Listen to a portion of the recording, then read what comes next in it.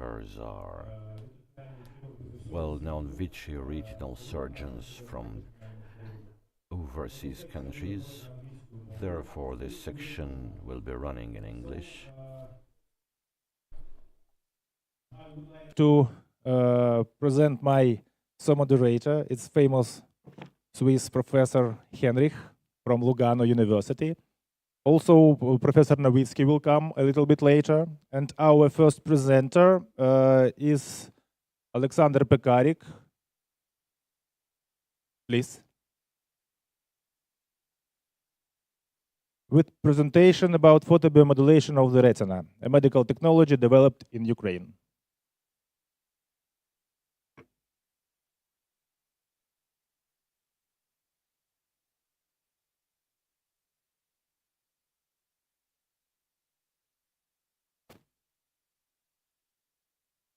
Пожалуйста, первую презентацию. The first presentation, please.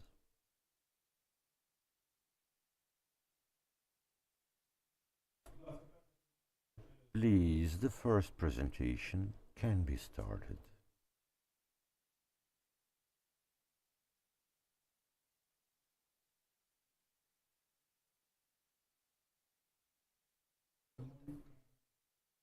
And I would like to make a short review regarding the photobiomodulation as a technology developed mostly in Ukraine.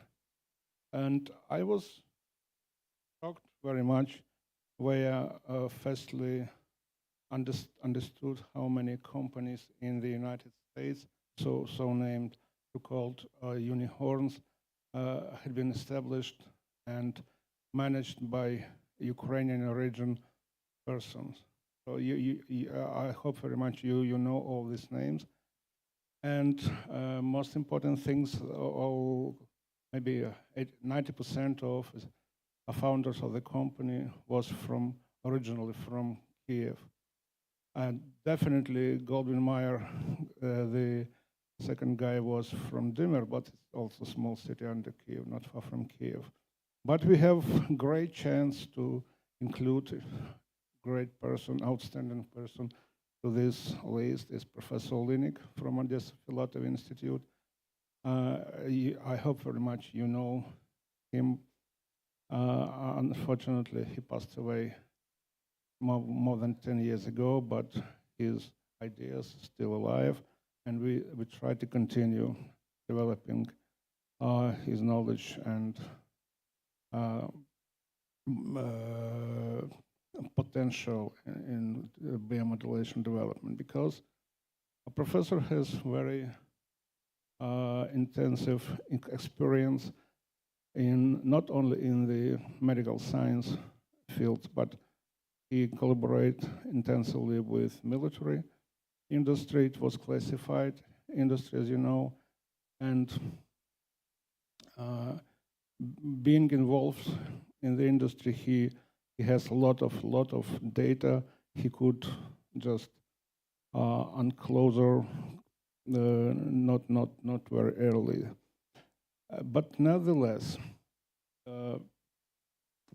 he worked more than 40 years in Filatov Institute.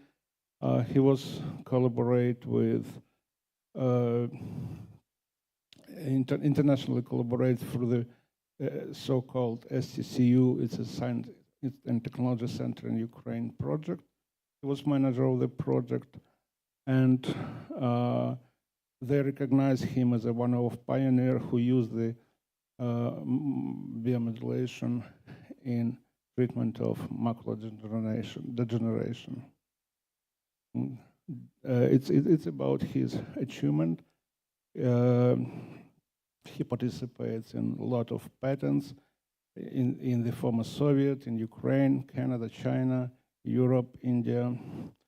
He's established of school for new generation of ophthalmologists, and definitely his knowledge is a foundation of new technology. And as I understood, and I try to found the most earlier works regarding the photobiomodulation, and it is the first publication regarding the item. It was publication from 1978, paper from Leonid Linik and Irina Baronetska in ophthalmological journal Treatment of Central Retinal Dystrophies with some thresholds energy of a Rabi laser. Definitely, those time, the laser was the very modern and very popular source of very specific light source, and there are very it has very specific technical parameters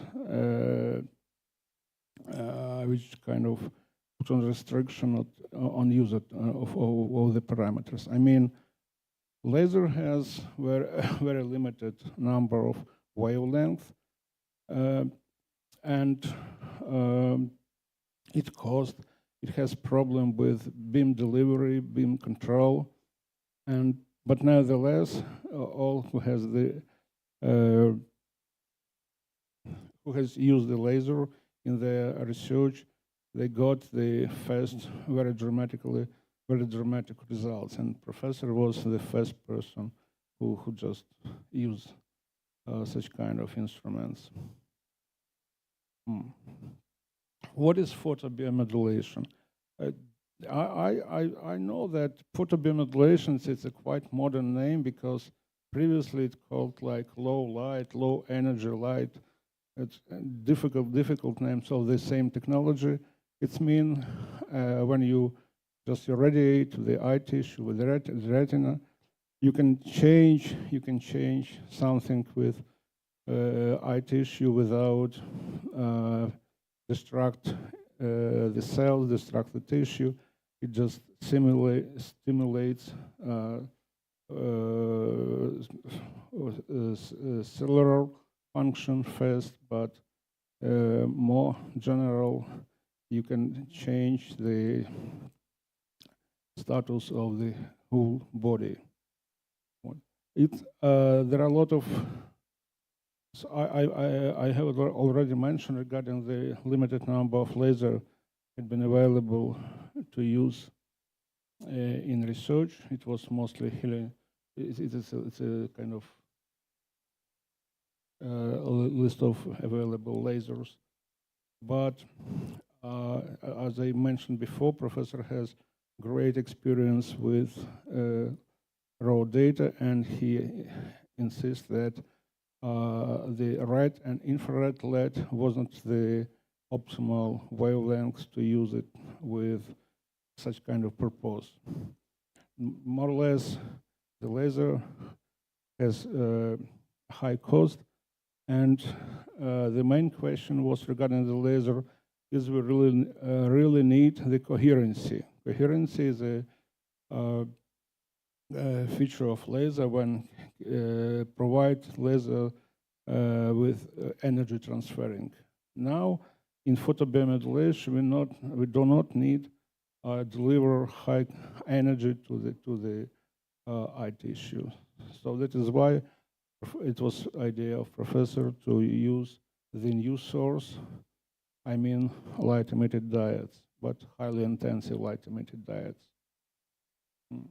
Regarding the advantages of LEDs is we could get a very broad range of wavelengths. It's definitely much more comfortable to control beam and to control beam delivery. It has all device based on LED, has complex and official design. Such device can fit from the grid and with batteries, very cost effective, and it can use in the same application like laser before and more wider. So it's a kind of genesis of development photobiomodulation devices here in Ukraine. So from 2001 to 2011, the Mark III is our latest model.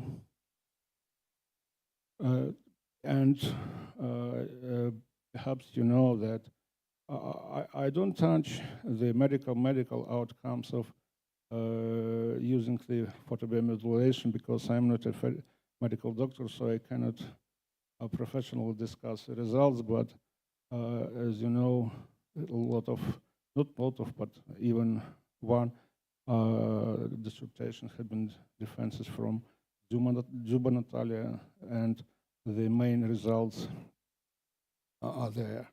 And we nevertheless, this is a very general description of such kind of results and benefits for patients.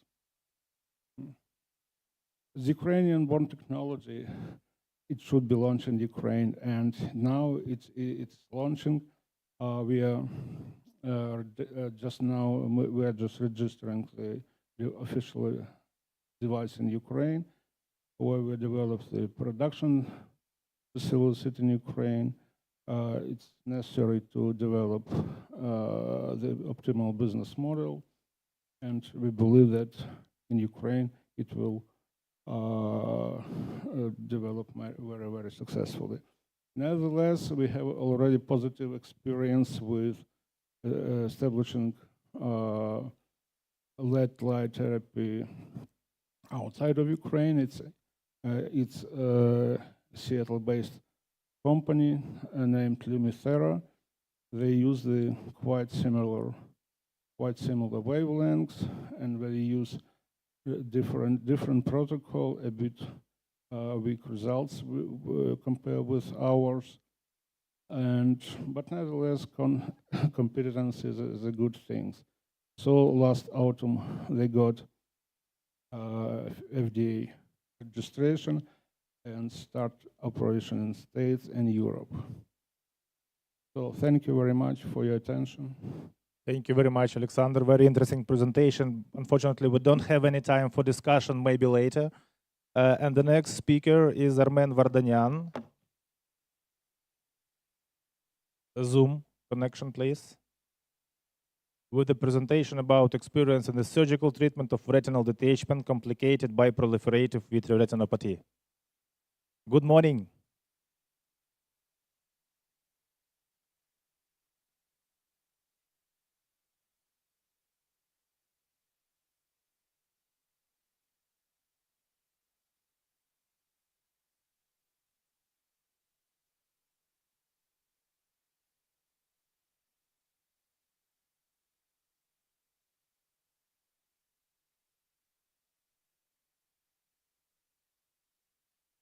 Dear Professor, we can't hear us. We can't hear us. Can't hear the volume. Oh, yes, perfect. Maybe your microphone was turned off. Okay, please repeat. Okay, yeah, thanks. So, dear colleagues and estimate friends, on behalf of Armenian Association of Ophthalmology and entire ophthalmic community, I am honored to transfer warm greetings for all participants of this important scientific and practical conference in the welcoming city of Odessa. Modern ophthalmology demands continuous learning, experience sharing, and international cooperation. As president of Armenian Association of Ophthalmologists, I wish you a productive and inspiring conference, so interesting discussions and professional connections, warm professional connections. So, moving on my performance, I have to say that one of most difficult pathologies, problems in ophthalmic surgery. This is retinal detachment complicated with proliferative vitreoretinopathy. And there is many approaches and methods to surgical treatment of this pathology, but still got many questions and not solving issues. So I want to present our experience of the surgical treatment, the retinal detachment complicated by vitreoretinal proliferations. So let's find my.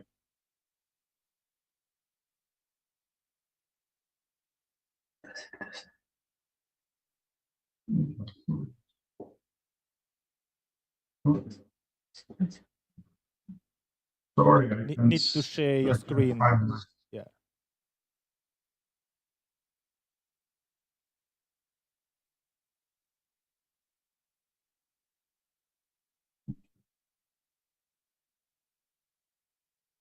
Are you seeing my speech or not? We don't see your presentation. You need to share it.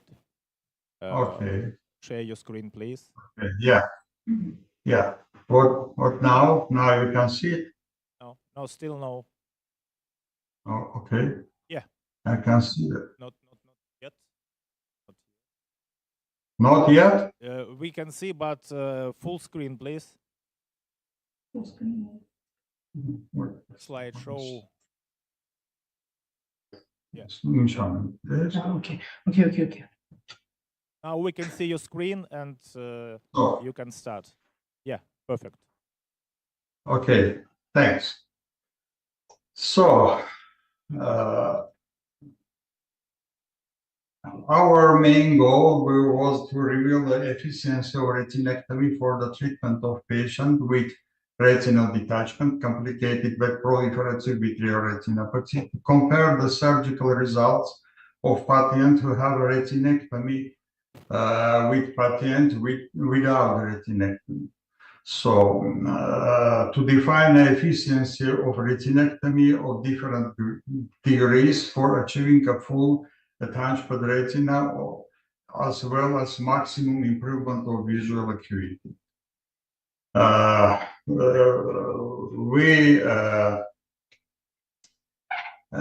We used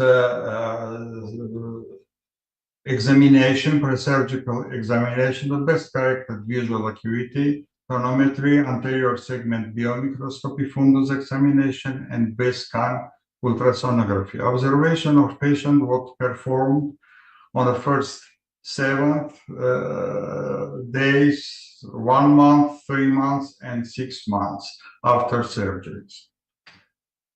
The material and methods, all patients underwent pars-plana vitrectomy, membranectomy, subretinal and preretinal membranectomy, plus laser photocoagulation.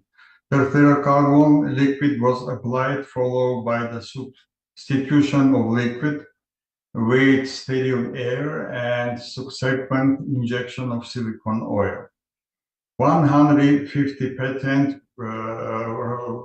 there was done a retinectomy for 115 patients, and 350 patients was done surgery without retinectomy, the classic vitrectomy, membranectomy, and retinal detachment. So the 61, about 62% are males in average age of 46 years, and 38, about 38, female with the average age of 49. So all patients was chosen from 1,800 surgeries since 2018 to 2024. So, and 465 patients was chosen because in both groups we choose about same clinical situations. I mean the degree of proliferation and with visual acuity, about same visual acuity in 2 groups. Retinectomy was done in 115 cases. At 180 clockwise degree, that's 17%, 24, 27, it's 43%, and 360 degree is 40% of patients. Post-surgical complications.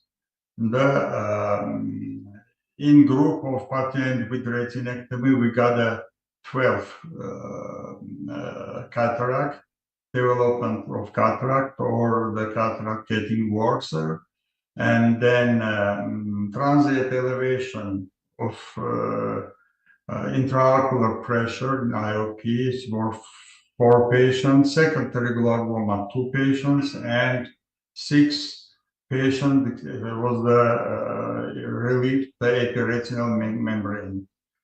In same complication without retinectomy group in 350 patients, there was a 31 secondary 31 cataract and 6 epiretinal membrane, 8 secondary glaucoma, and 21 patient was treated by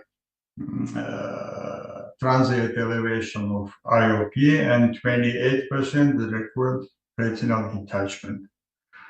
So, management of complication of patient with recurrent of detachment have been reoperated and the retina has been successfully reattached. The transient elevation of IOP was treated with eye drops, and 8 patients with secondary glaucoma undergone Ahmed valve implantation. Cataract factor imaging was performed with silicone oil removal in 6 months. Post-surgical visual acuity. We can see the post-surgical visual acuity about same in both groups. A little bit changes, but still it's about same. All surgeries was done by one surgeon. And our results, the next results, we found no negative influence on these retinectomies and anatomic or functional outcomes in our group in patients with PVR. And in post-surgical period, visual acuity and complication were almost identical in both eyes, in both groups, sorry. So, recurrent retinal detachment was lower in patients who underwent retinectomy compared on those who did not. So, in conclusion, relaxing peripheral retinectomy with endolaser is an effective procedure for complicated retinal detachment with severe peripheral vitreoretinopathy. Subretinal membrane peeling helps achieve a complete retinal reattachment. The case is the patient, 61 years old. He got a sudden visual loss, best correcting visual acuity, 5 feet, count fingers. So, and the retinal detachment was revealed in 3 months ago before that he came to our clinic. So IOP was 70 millimeter and was the total rectmatogenous retinal detachment complicated with PVR in stage B. So we're using the classification in American Retinal Association in 98.3. So surgery was done or deparstana vitrectomy plus 24-degree retinectomy plus 360-degree laser photoablation and silicone oil. On this slide, you can see the retinectomy, the part of retinectomy, and we're doing the removal of subretinal membrane. So Here I can show you very short surgery that we have done for this patient. We're doing the pars plana, three-port pars plana vitrectomy, and then after continuing in laser, we doing the retinectomy in the periphery of the retina. You can see that. So after that, we're removing the subretinal proliferate subretinal band. Using the forceps, microsurgical forceps. And after that, just removing this membrane and cutting with retractor or already removed membrane. And then we're using perfluorocarbon liquid, Gaussian lamp perfluorocarbon liquid for stabilize and for attached retina. And usually when we got because the most of our patients, this is PVR grade C and some grade D, and that's the reason we're usually doing or sectoral laser and in 360 when we got a full thickness folds of retina, we're doing pan-retinal photolaser calculation. So, and in the end of surgery, we put silicone oil 570 5,700, sorry, viscosity. So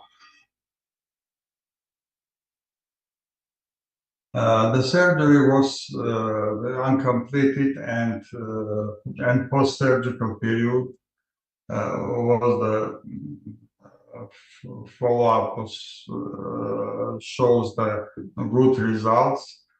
Follow-up was 6 months. Post-surgical best corrected visual acuity 20/100 with correction of sclera class 5 dioptry, and on one RD in 3 months, retina it was attached. So this is the retina looks like this in the 7 days after post-surgical examination. And in 6 months, we have done a phacoemulsification plus IOL and silicone oil removal, and post-surgical funding examination in 14 days after second surgery, and best corrected visual acuity was about 2060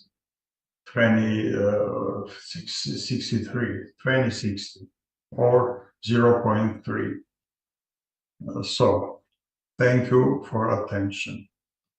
Thank you very much, dear Professor Vadanyan. Very warm memories about our last meeting in Kiev in Alcon Retina conference. I think you also remember this beautiful moment. Hope see you the next year in person. And we need to go to the next presentation. We have no time for discussion, unfortunately. The next presentation, Professor Henrich from Switzerland, with a presentation about premium IOL implantation in phaco-vitrectomy. Please.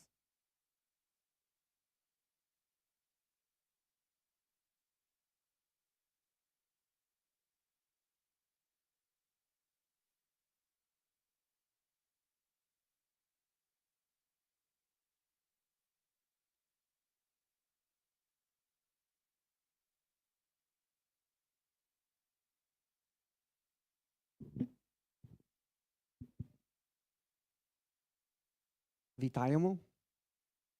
Шановні колеги, Dear colleagues and friends, the organizing committee for inviting me once again to this outstanding conference. It's a pleasure to be in Odessa, and it's a pleasure to be part of the Filatov scientific family in good times and in times of hardship such as these. I want to share with you some of my experiences, mostly personal experiences with regards to the implantation of premium IOLs in combined phaco-vitrectomy. We'll go over the evidence, but you'll see that there isn't very much evidence around, sadly. I don't have any relevant disclosures in this context.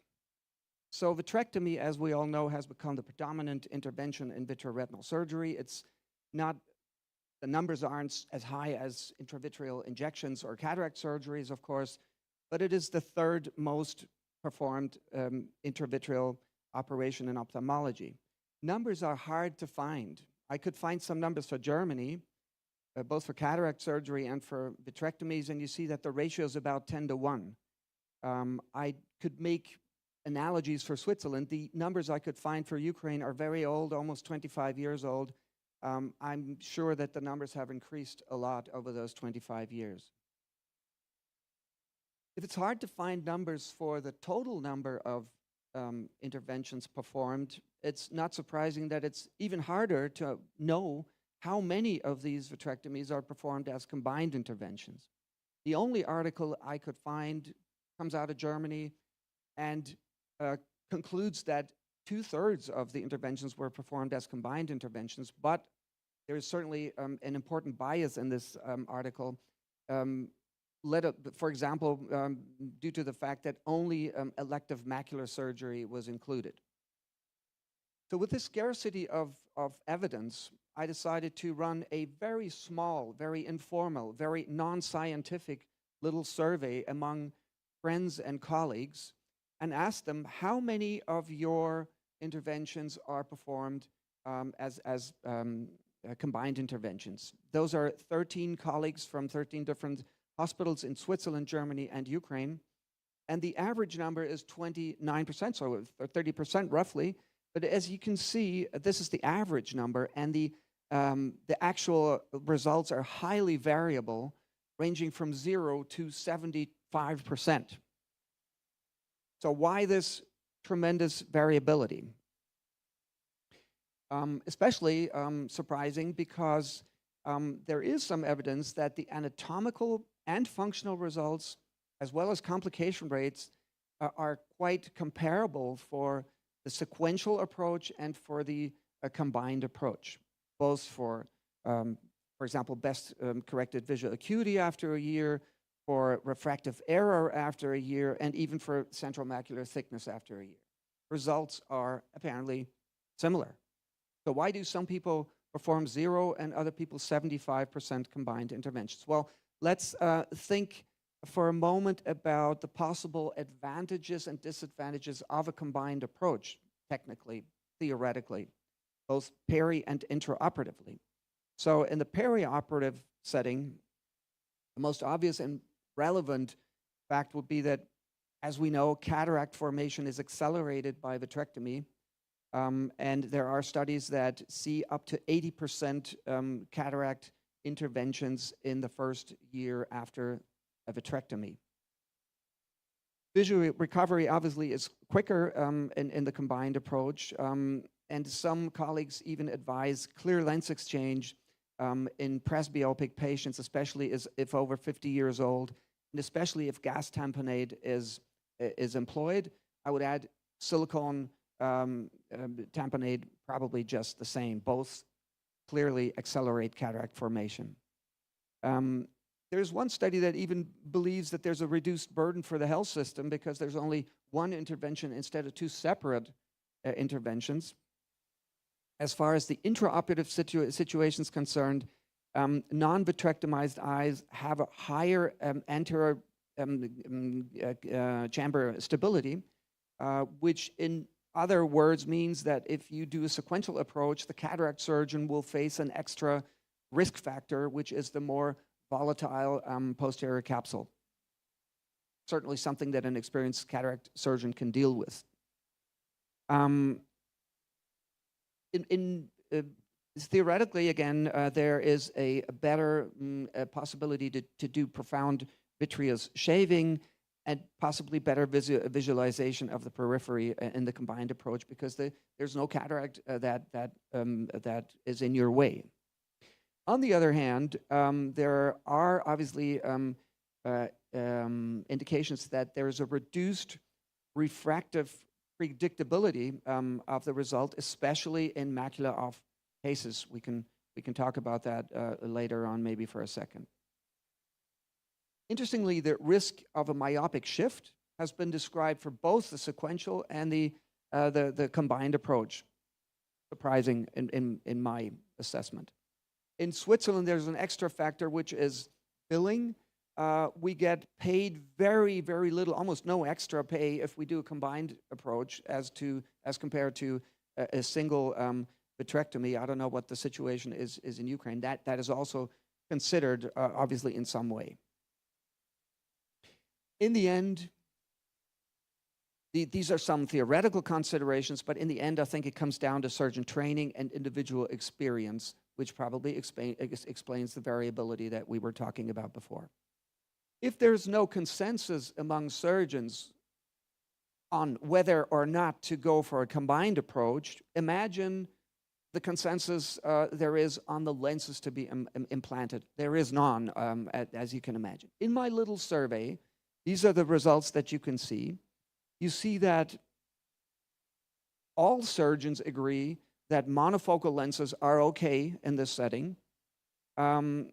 Most surgeons agree that monofocal lenses with filters are okay, like blue light filters, for example.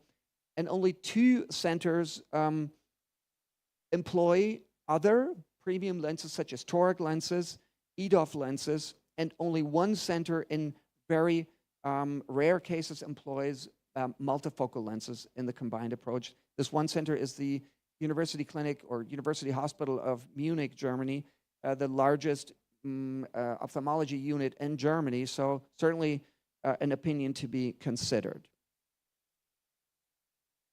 So the monofocal IOLs, we talked about, everybody agrees on them. They're not premium lenses in the first case. In Switzerland, at least, we consider even aphakic lenses a premium lens, but that's an easy topic, I guess.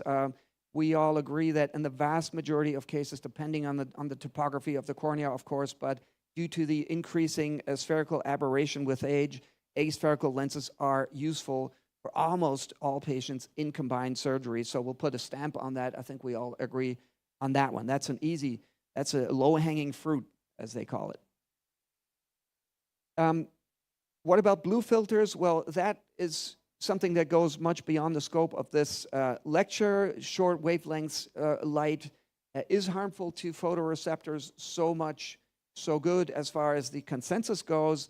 Whether or not we should, or whether or not those filter lenses really provide an advantage, whether they lower our risk for macular pathology on the long run, there is no consensus, and I won't be able to solve this question here. I personally like blue filter lenses as a retinal surgeon, as a macular surgeon. I do believe that they offer some degree of protection. I don't know how much. I personally do use them, but other people have very good arguments not to use them. So I put the yellow stamp on here. So I personally approve them, but other people might not, and that's fine. What about toric lenses?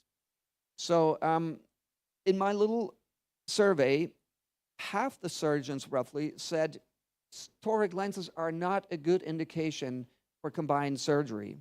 Why? Well, because the benefit of premium IOLs in general is reduced if there are co-pathologies. That's their argument.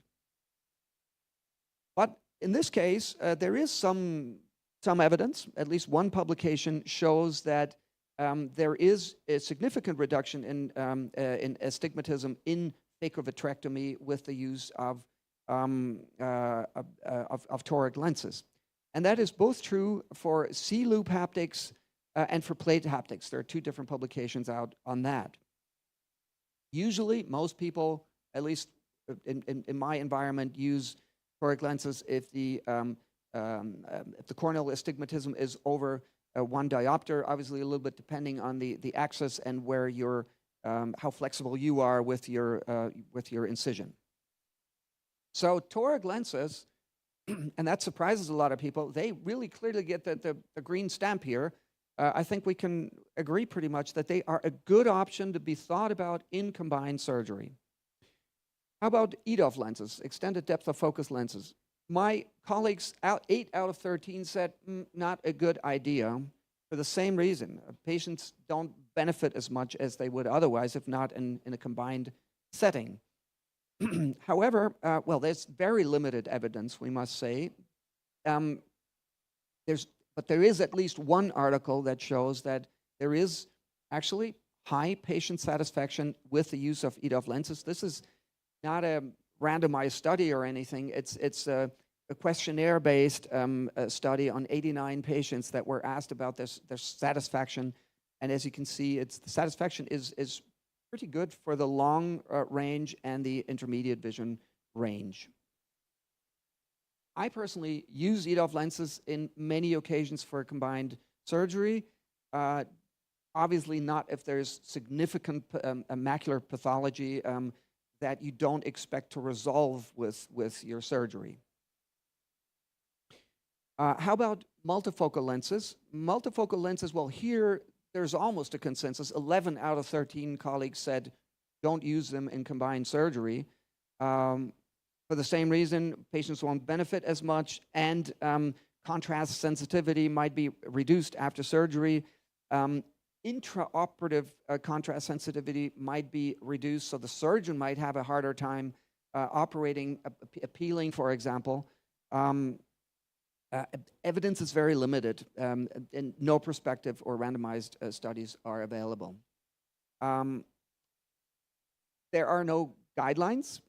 I could find this one article here that I did find was interesting. It basically shows, it analyzed in which circumstances, in which kind of retinal pathology, a survey that was undertaken among retinal surgeons agreed that multifocal lenses were okay. And where you can see the box plots high, so on the right side of the graph, those are indications where they thought it's okay to use a multifocal lens, and that basically includes previous macular on-retinal detachment, previous barrier laser to break lattice degeneration. Those are the only 3 ones. In other words, multifocal lenses are not accepted by most retinal surgeons in any retinal pathology, and let alone combined surgery.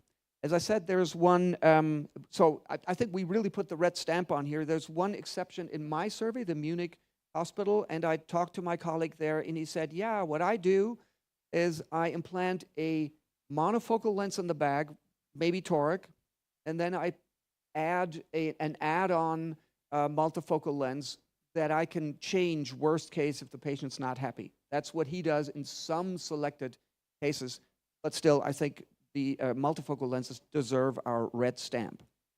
So in summary, the evidence is very limited, very scarce, but based on available evidence and eminence, so on opinions of other colleagues, some premium IOLs may be considered in phaco-vitrectomy. That is clearly the case for aspheric monofocal lenses. It's clearly, from my point of view, the case for toric lenses. Filter lenses, everybody has to make up their own opinion. EDOF lenses, probably the same thing, and stay away from multifocal lenses. Thank you very much, Diakoyu, for your attention. And with that, I want to make a little bit of publicity for our own Retina Symposium that will take place in Lugano on October the 18th. We have a fantastic faculty, and we will most likely be able to include a Ukrainian session actually in this event. Thank you very much. Thank you very much. Thank you very much, Professor Henrich. I'm absolutely agree with all your conclusions. Only one question I would like to ask you about your suggestion in calculation of IOL power in cases with the macula of retina detachment.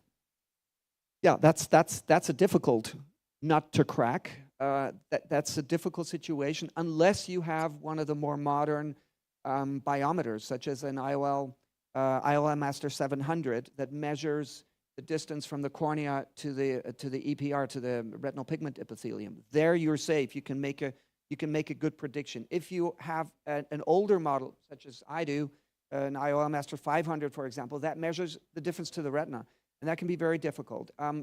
I discussed that situation with the patient. In patients who have, for example, identical corneal refraction, identical eyeglasses in both eyes, I usually use the calculation from the partner eye.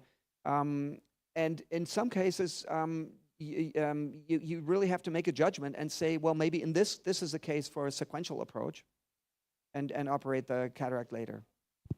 May I ask you? Sure. Tomorrow I will be talking about phaco and partial vitrectomy, and I will concentrate it in the possibility of phaco and implantation of IOL in the cases of high myopia. That is, my opinion, big problem for both eyes. So there are some possibilities. Phaco as a second step after a successful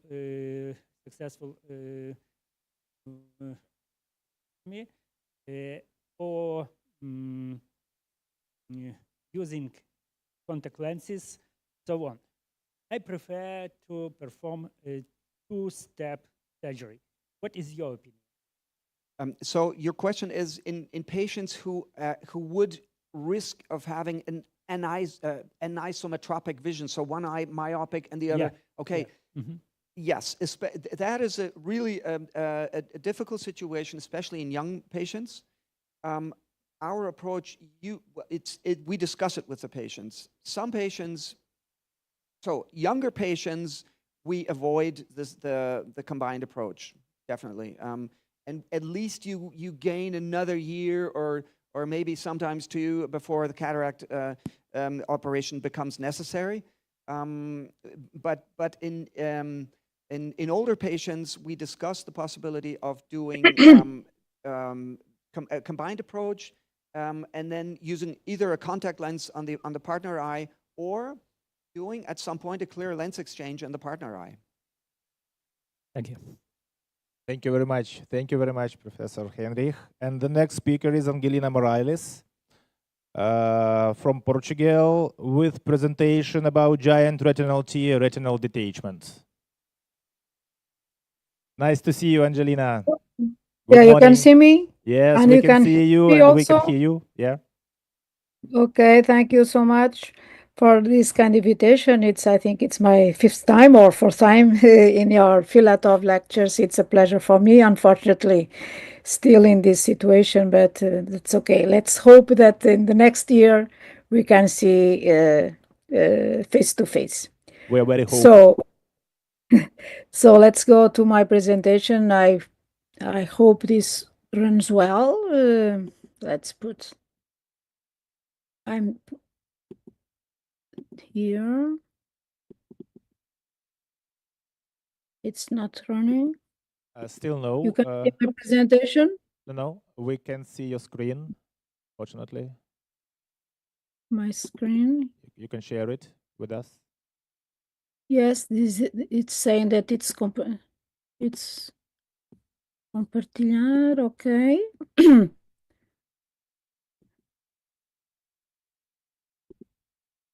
now? Still no. Still no, why not? Because it's open here.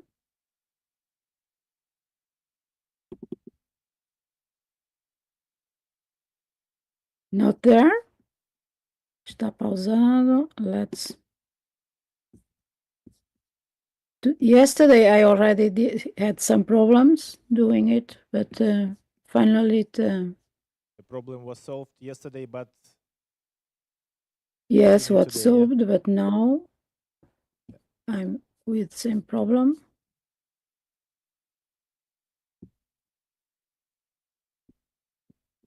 Because it's here, why it's paused. Наша технічна підтримка може щось підказати нам, як можна Please, we need some assistance from the technical support team.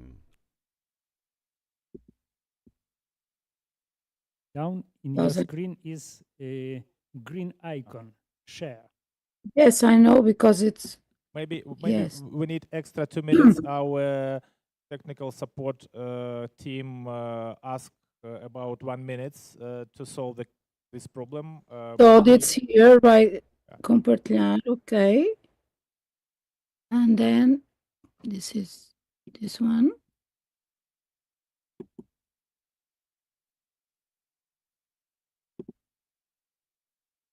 But no, it's not running.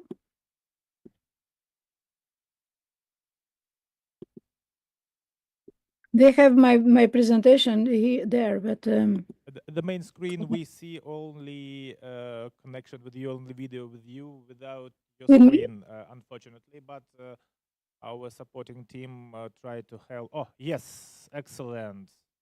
Yeah, now we see both.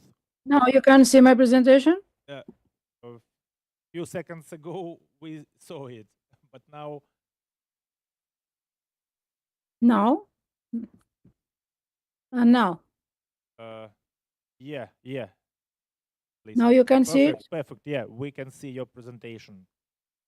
Okay, so maybe we can start or Yeah, let's start it. let's put this in the like this. No. Yeah, excellent. Everything working Okay, well. so now it's running. Okay, so this is my financial disclosure, nothing to disclose. This is a brief introduction about the giant retinal tear, regulatory retinal detachment. Everybody knows that this is full thickness retinal break extending 90 degrees or more. The population-based studies show an annual incidence of about 1 for 100 millions. And the main risk factors, the ocular risk, are eye myopia, trauma, and some of the systemic. You can highlight Marfan syndromes and Stickler syndromes, and the majority of the giant retinal tears are idiopathic, affecting predominantly males. It's known that it's related to the vitreous traction on periphery associated with central vitreous liquefaction. And this contraction of the cortical vitreous induces those retinal tears along the posterior edge of the vitreous base in a zipper fashion. And this kind of retinal detachment presents a significant surgical challenge and can lead to poor visual outcomes if not treated promptly.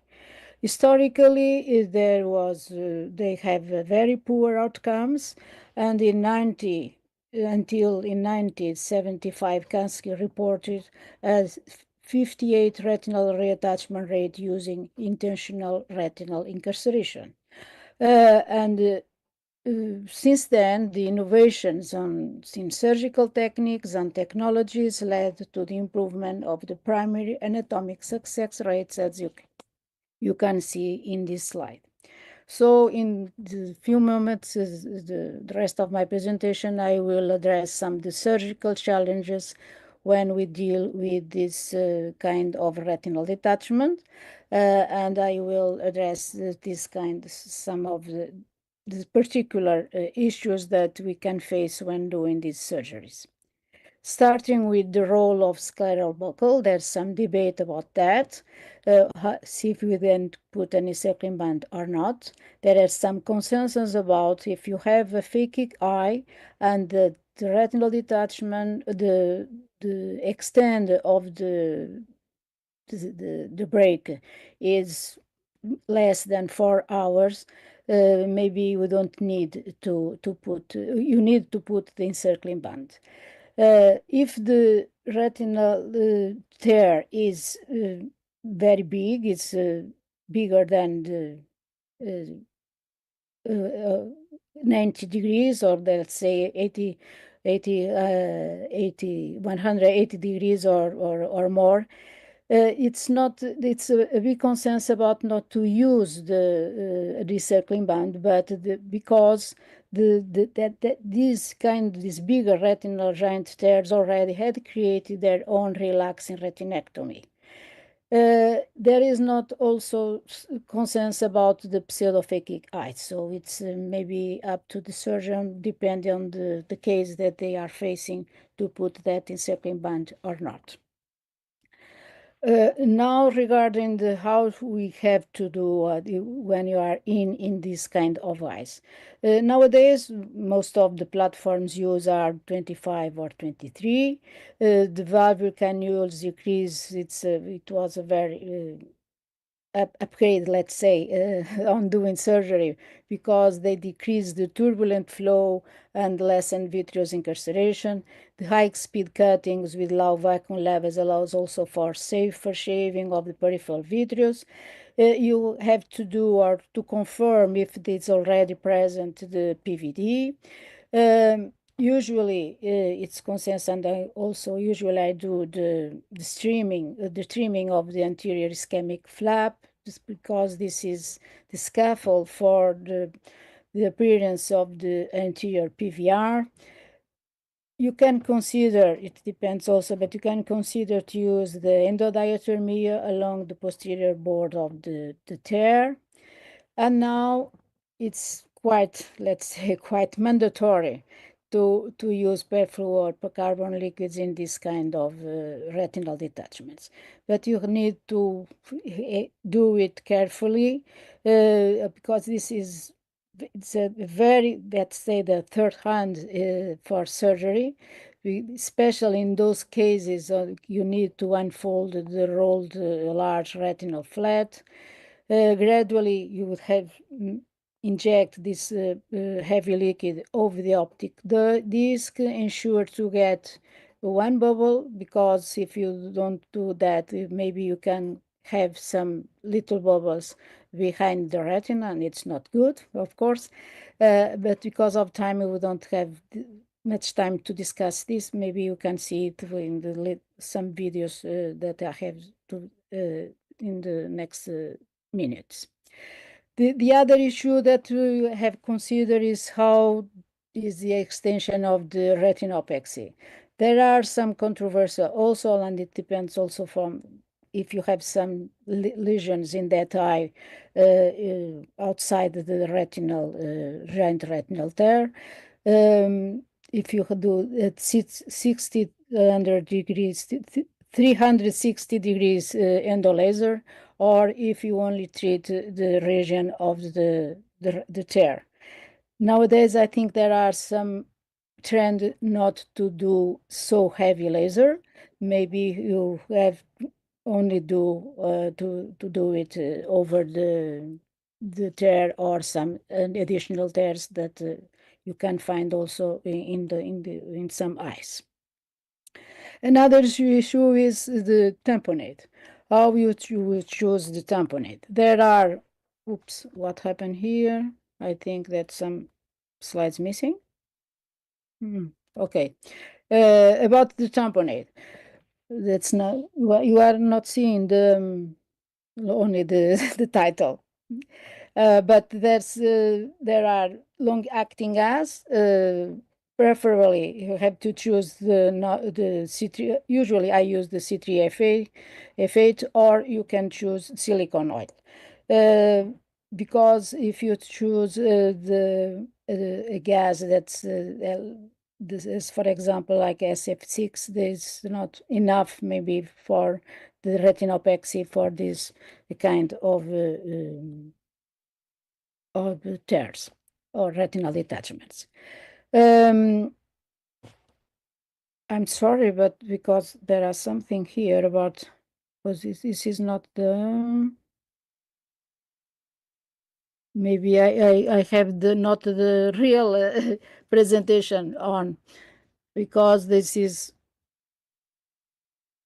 what happened here. I need to, so I think I opened the wrong presentation. This is not the presentation I need to put on. Let me try to put the other one, because this is when I was preparing it, and this is not the, the presentation that must be on. Let's try to get the other one. This is,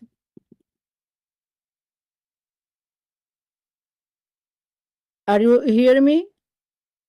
Yes, yes, we hear you. And That's it, and let's say that, because this is the, let's so here the endo laser, you see now the we presentation. don't see your screen. You can't Now see we the screen. Let's try again. Why not? Sorry for that, because I opened the wrong one. It was not the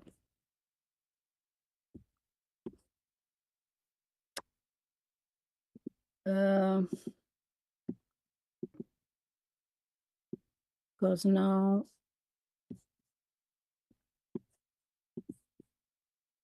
where is the button? Because I don't have now the button to share the screen. Let's go back.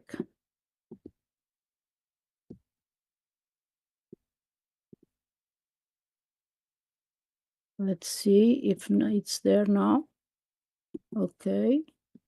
So do you share your screen, Angelina?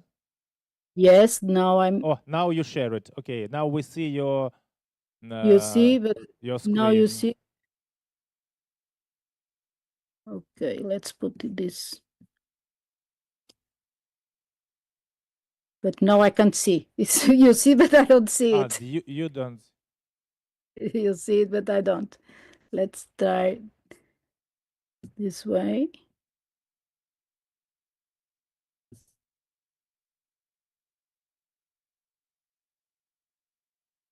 You see my screen? Yes, we see your screen and a Zoom folder. And Yes, now we can see your okay. presentation. Okay, so me too. So Okay.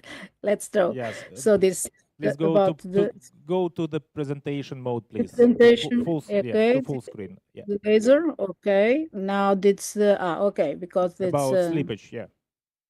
slippage.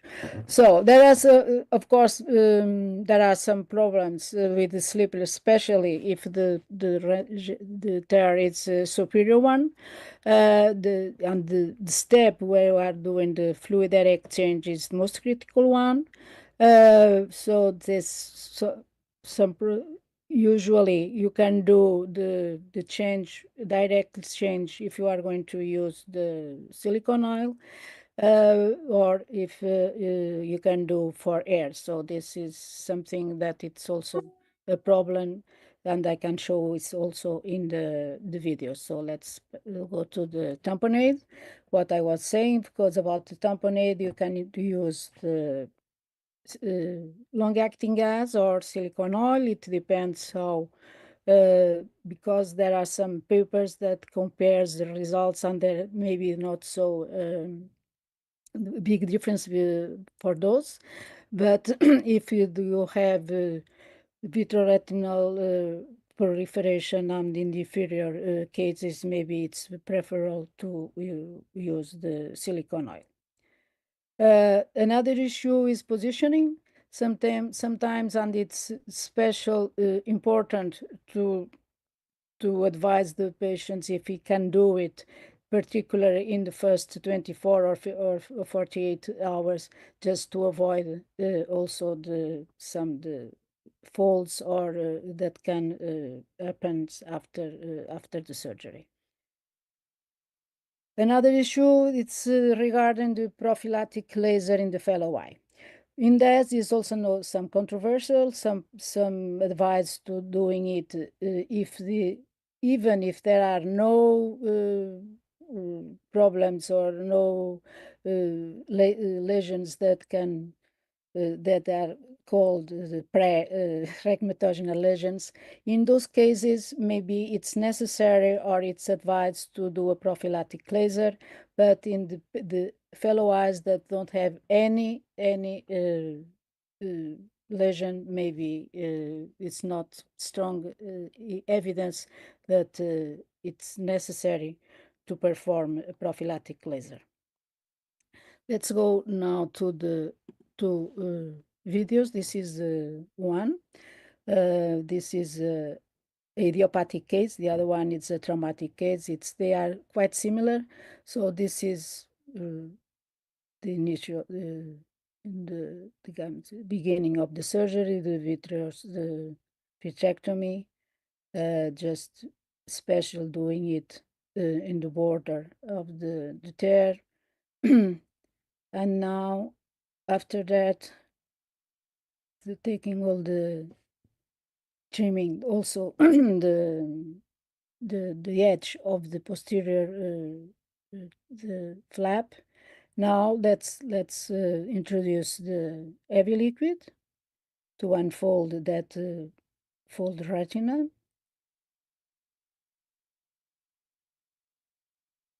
I can say I must say that usually it's quite a nice surgery to do. That's something that I usually like to do. It's special in these very recent cases. If there is, because the PVR is not already starting most of these cases, if you can perform the surgery very in the beginning with not a long-standing retinal detachment. So and then you finish with the change to air and then to silicone oil. So this the other case. Let's go to the other one. Why it's not going there? No, so I need the other one. So this is the this is a traumatic case with that retinal retinal tail already with some PVR in the edge, posterior edge. So that's the same thing, almost same thing. This case is another that you can, I think it's here in the video.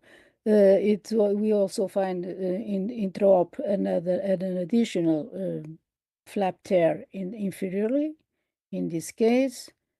Maybe you can see later that one. So sometimes there are some additional tears in these cases. Then you perform all the vitrectomy. I can't remember if you can see, I think I can see also to trim in the anterior flap usually. So, and then you unfold with the heavy liquid, the edge, perform the laser, and the fluid air exchange. So that's the laser. And in this case, we did the so very heavy one, some laser there, and then the heavy liquid to silicone oil, the direct exchange. And that's it. So I need to go to the other one, and that's the end of the surgery. I think I don't have here the picture. This patient already did the removal of silicone oil, and it's so now our experience. So we have some cases we collect from January 2010 through 2024, 33 eyes. Most of them were male. I have to do it manually. I can do it. So in the beginning, the best correct visual acuity was 1.42, 45% were phakic. The majority, half, a little bit more, were temporal or superior. It's usually macula off. The PVR, it's not no PVR in 64 patients, 60% of the patients, and some grade of PVR A, B, or C. And then we did postpartum vitrectomy in 88% of the cases. We use heavy silicone in almost of them. Confirm our induced PVD also in the patients that did the vitrectomy, because there are 2 patients that only we put the extra buckle. Usually we don't perform the ILM peeling. So it was laser, prior laser in 80%, laser with cryo. Usually, sometimes I also do the cryo in the periphery of the edge to just go a little bit anterior. Half of the patients were tamponade with silicone oil. Some of the complications postoperatively, 3 cases with epiretinal membranes, 3 cases with corneal opacities, and some had a high IOP. And we did the silicone removal in almost some of them. So why is it here? And we have a very, I think it's quite a nice final anatomic success, 82%. There, of course, there were some redetachments, and we can see that it happens more often in the cases that were at first tamponade with silicone oil. Maybe these cases are really very worse than the other ones. It was because of the PVR, and those were tamponade with silicone oil also. So let's summarize. We can say that most of the giant retinal tear detachments have a high chance of a single surgery success. Highest success rates are with long-acting gas or oil. There are no consensus regarding the role of adding a scleral buckle. No strong evidence for retinopexy of the fellow eye. And I also advise, a close monitoring of patients with syndromic predisposition. So that's the end. Thank you for so much, and sorry for these problems that I think. So thank you. Muito obrigado. Okay. You speak Muito- Portuguese. Muito obrigado, Angelina, pela excelente apresentação e saudações da Ucrânia para Portugal. Obrigada. Estamos atrasados, we're behind Pois. schedule, but allow me Eu ainda fico a one, atrasar mais, desculpem.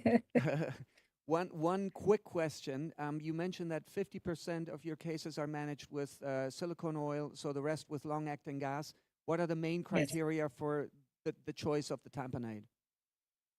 The main criteria is the grade of PVR. If there's some grade C or grade, usually it's the grade C or in the inferior ones, and those bigger giant retinal tears. And that's also another, but if depends on if the patient, you have no, you are not quite sure if the patient will do the positioning. In first of those patient obese and so on. So in this kind of patients, we go for the silicone oil. That's the main reasons for choosing the silicone oil. I try also, in every patient, I try to start to use the long-acting gas. If during the exchange, if there are some slippage and this kind of, if they are more than 80 degrees, so it's sometimes, and the patient is not compliance with positioning, so I will do silicone oil. Excellent. Thank you once again. Thank you so much. And again, We sorry for. Yeah, everything is okay. We are very looking forward to our meeting in Lisbon in SOE 2025 Okay, on so our we will see Ukrainian that. session. So Yes. thank you very much. Thank you very much, Thank Angelina. you. See you very soon. Bye. Thank you. We will now move on to the next presentation, and Professor Umanetz will update us on high-frequency welding. There are new perspectives and new possibilities.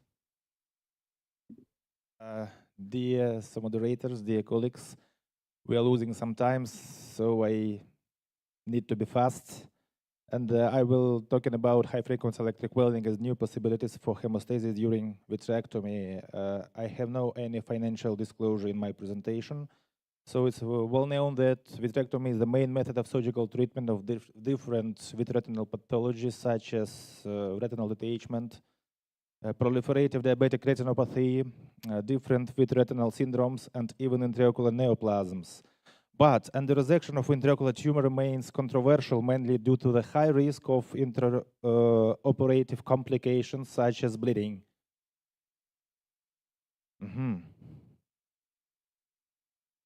One moment. Yeah.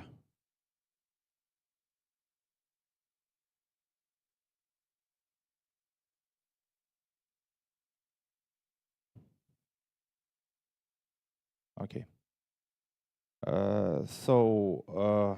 As I said before, the main disadvantages of endoresection is high risk of intraocular bleeding during removal of the tumor.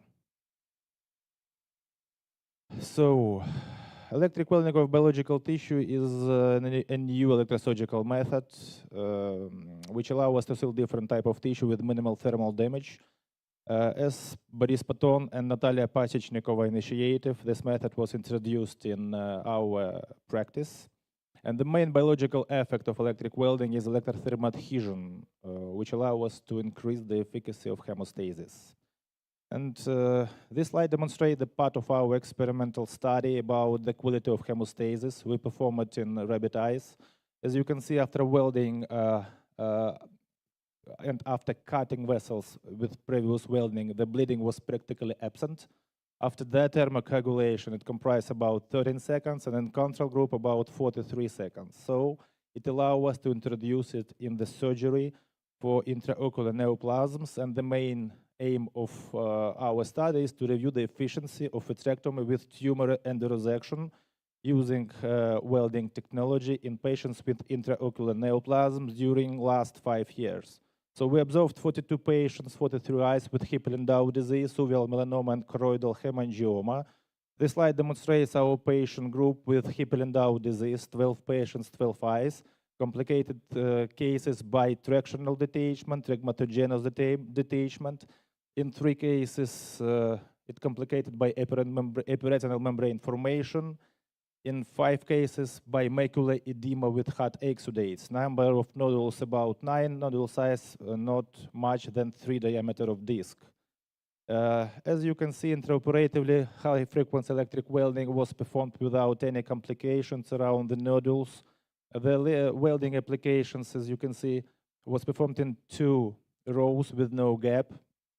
It leads to complete cessation of circulation of blood in the welded vessels, and despite resection of angioma, performed without any hemorrhagic complications. We complete our surgery by tamponade of 15% C3F8 in 9 cases and by silicone oil in 3 cases. Histologically, we confirmed capillary hemangioma in all of our cases.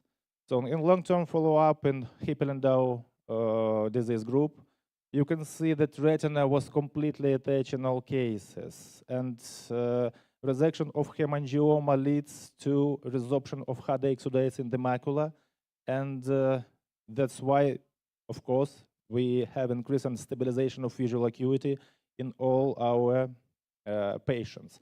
In the place of resection, you can see scar formation and decreasing caliber of feeder vessels. So this slide demonstrates our group with uveal melanoma. It was 28 patients, 29 eyes, with average tumor height about 5 millimeters and basal diameter of the tumor about 11 millimeters. From additional clinical signs, I would like to note that exudative retinal detachment, trigmatogenous retinal detachments, vitreous hemorrhage, and Brooks membranes rupture was observed in our patients. Exclusion criteria was optic nerve or ciliary body invasion, and very important things that all patients underwent brachytherapy and transpapullar thermotherapy before vitrectomy in all cases. Intraoperatively results, all episodes of bleeding were successfully stopped. We performed tumor resection under perforated decline in 23 cases and under the air with bimanual technique, which reduced risk of air embolism in 6 cases. We complete our vitrectomy with resection of uveal melanoma by tamponade of C3F8 in 5 cases and by silicone oil in 24 patients. Early postoperative results. The moderate bleeding at the age of choroidal coloboma in 7 eyes, ocular hypertension in 9 eyes. Unfortunately, 1 patient was died and enucleation was performed in 2 cases due to uveitis in 1 case and extrabulbar growth in another case. The very dramatic case I would like to show you, it's a young woman with uveal melanoma with unsuccessful treatment by TTT and brachytherapy. You can see continued growth. It's like multifocal, multilobular melanoma. And she refused from enucleation and asked us to save her eye. So we decided to perform resection. Hopefully we have no invasion of optic nerve, but ciliary body, pars plana, was involved in the process. After welding, we remove all tumor tissue with no significant complication, with no bleeding. And you can see our results post-op, clear scleral bed, no signs of tumor tissue. And histologically, we confirmed that it was a melanotic melanoma. So last 2 cases, finally, we can talking about choroidal hemangioma group.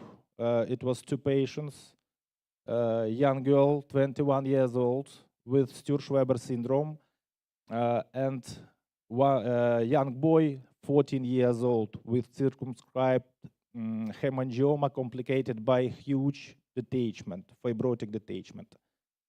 So we have no chance to help these patients. Only resection can help us, and we performed this surgery. First surgery was performed by Barbara Parolini in 2019, so we was a second with this opinion. So you can see completely removal of hemangioma, and I would like to show you bimanual technique of resection. You can see in my right hand vitreous probe and in my left hand welding probe. So now I cut a piece of tumor for histological examination, and as you can see at this picture, we confirmed that it was capillary hemangioma. So now you can see very severe bleeding from the feeder vessels. So, and bimanual technique allow us immediately aspirate the blood and perform the welding, and the problem was solved. So we remove the rest of the tissue, and everything hopefully is okay now. And this is a surgery of young boy. You can see that it was a tumor not so huge in the size, but also lead to fibrotic detachment. The main problem was contact of the hemangioma with the optic nerve. So after welding, we remove hemangioma completely without any complications in this case also. So I can conclude that high-frequency electric welding of biological tissue is an innovative surgical technique which developed in Ukraine. It enables safe tissue adhesion with minimal impact on the structure. And endoresection of the intraocular neoplasms using electric welding technique allow us to effectively remove the tumor with minimal risk of intra and postoperative hemorrhagic complications. Thank you very much for your attention. I think we need to continue. We do. Congratulations to these fantastic videos, fantastic operations and results. Just one very quick question. In one of your slides, you said, maybe I understood it not correctly, but in one of your slides, it said that the bimanual technique reduces the risk of air embolism under air, or? Yes, yes, okay. absolutely. I talk fast. So why it happens? So if we remove tumor under the air, very important thing that the pressure of the air in irrigation system need to be around 30, not more, because if it's more, so we have a high risk of embolism. That's why I understand that with pressure of 30, we have a high risk of bleeding, but manually we can aspirate the blood and immediately coagulate bleeding vessels, so we can operate even under the pressure of the 30 under the air. So, and it reduces the risk of embolism. But in any case, my heart beating more or less fine when I operate with perfutor decoline. So I know that it's no risk of embolism. Perfect. Thank you. Thank you. Let's move on to the next presentation. I suspect it's via video from Professor Ihab El Reyes on transconjunctival suprachoroidal buckling, correct? Yes, there we go. Good morning, my dear friends and dear professors. It's a pleasure to join you again in the Photova lecture. And I see in the auditorium a lot of my close and dear friends. Well, my talk today is about an update about suprachoroidal buckling. As you all know that more than 14 years ago, these are my financial disclosures, I showed that the idea behind suprachoroidal buckling is bringing the choroid alone back to the retinal tear. Theoretically, you don't need the sclera to close the retinal tear. And for that, we developed a special metal tip cannula to inject in the suprachoroidal space a long-lasting filler, which was a cross-linked hyaluronic acid that pushes the choroid towards the retinal tear to close it and to treat retinal detachment. Theoretically, you need a filler there more than 14 days so that chorioretinal adhesion takes over and closes the retinal tear. Since 2013, we did several publications, both national and international multi-center trials about this technique using different cannulas. The best of all was the one that we used by Med1. It's available in the market. It has an olive tip. It's a 23 gauge in which goes in the suprachoroidal space to inject the filler connected to the high pressure tubing that you see here. This is the technique that we used since then. We just put a chandelier light inside the eye, no vitrectomy. Then you make one opening in the conjunctiva, 4 millimeters behind the sclera, to push the cannula underneath the tear, put your visualization system, and when injecting the filler after doing indentation, making sure you're in the correct plane, these are the tears after doing cryo. Then you start injecting the filler, creating this dome shape like you're putting a circumferential buckle to close retinal tears. This is just done by using a chandelier light without the need of vitrectomy. Of course, you can do it in association of a vitrectomy support inferior retinal tears if you want to. This technique necessitated to take the patient to the OR and just use a chandelier light. We did several publications since then about this technique and whether you're treating superior or inferior retinal tears. What I wanted to show you today is the new transconjunctival suprachoroidal buckling approach. This is the new cannula, the prototype that we developed. It has an olive tip at the end and a needle at Atkinson atraumatic needle that is 2 millimeters that can go through the conjunctiva sclera to inject underneath the choroid directly. It has a protection sleeve at the same time, the olive tip, which you can use it also to indent the sclera to see where is the tear. Theoretically, you could connect it to the high pressure tubing like this. This is the filler I'm using here. I'm using Restylane, which is a high cross-linked hyaluronic acid. And this is the prototype that we are using. It has a curve at the end. So once you're holding it, you can use the side to indent the sclera first, examine the retina. Then when you are underneath the tear, you rotate your handle so the needle is towards the conjunctiva. Then you start pushing the needle through the conjunctiva and the sclera. If you see the tip, this is the filler coming out. The tip is rounded, it's not cutting, so it less likely goes through the choroid. Usually there is resistance even going through the sclera to go in the suprachoroidal space. This is a patient that had a superior retinal tear and 2 inferior retinal tears and retinal detachment, as you can see here. He has a big tear superiorly and 2 small tears inferiorly that are shown by the arrows, as you can see on the screen. This patient we did, this was maybe the second patient we did. We were doing it still in the OR, testing the technique and the efficiency of the cannula. So you can see that I'm just using a chandelier light, and this is the new prototype. I first used the side to indent the inferior tears. As you remember, I had 2 inferior tears, so this is just the indentation by the side. And once I'm in the correct plane, I rotate the needle and push with the needle. You will see in a minute here, this is the cannula underneath the choroid. So the tip of the needle went through the sclera, it's underneath the choroid. This is the right plane to start the injection. I'm underneath this tear here, in between the 2 tears like this. Then once I see this, I retract the needle like 1 millimeter or less, then I start the injection. Once this happens, you can see the choroidal dome supporting the tear there, like putting a buckle, the tear is supported, then I extend it to close the other tear also using the same technique, injecting the filler for the 2 inferior breaks. Once this is done, I rotate my hand to superior break again with the chandelier. You can do this technique. It takes less than 10 minutes or less to close this massive retinal detachment. Underneath the other tear, that's the tip of the needle. Then I inject to support or close the superior tear at the same time. Increase it accordingly how high you want it or how posterior you want it. You can control that by the amount of the filler you inject. This is the patient preoperatively. You can see the superior and inferior tears, and this is taken right after doing laser in the office 2 days after. I just put an air bubble. The air bubble absorbs still the residual air bubble superiorly, but you can see the dome shape created and the laser done in the office for both superior and inferior retinal tears 1 week post-op.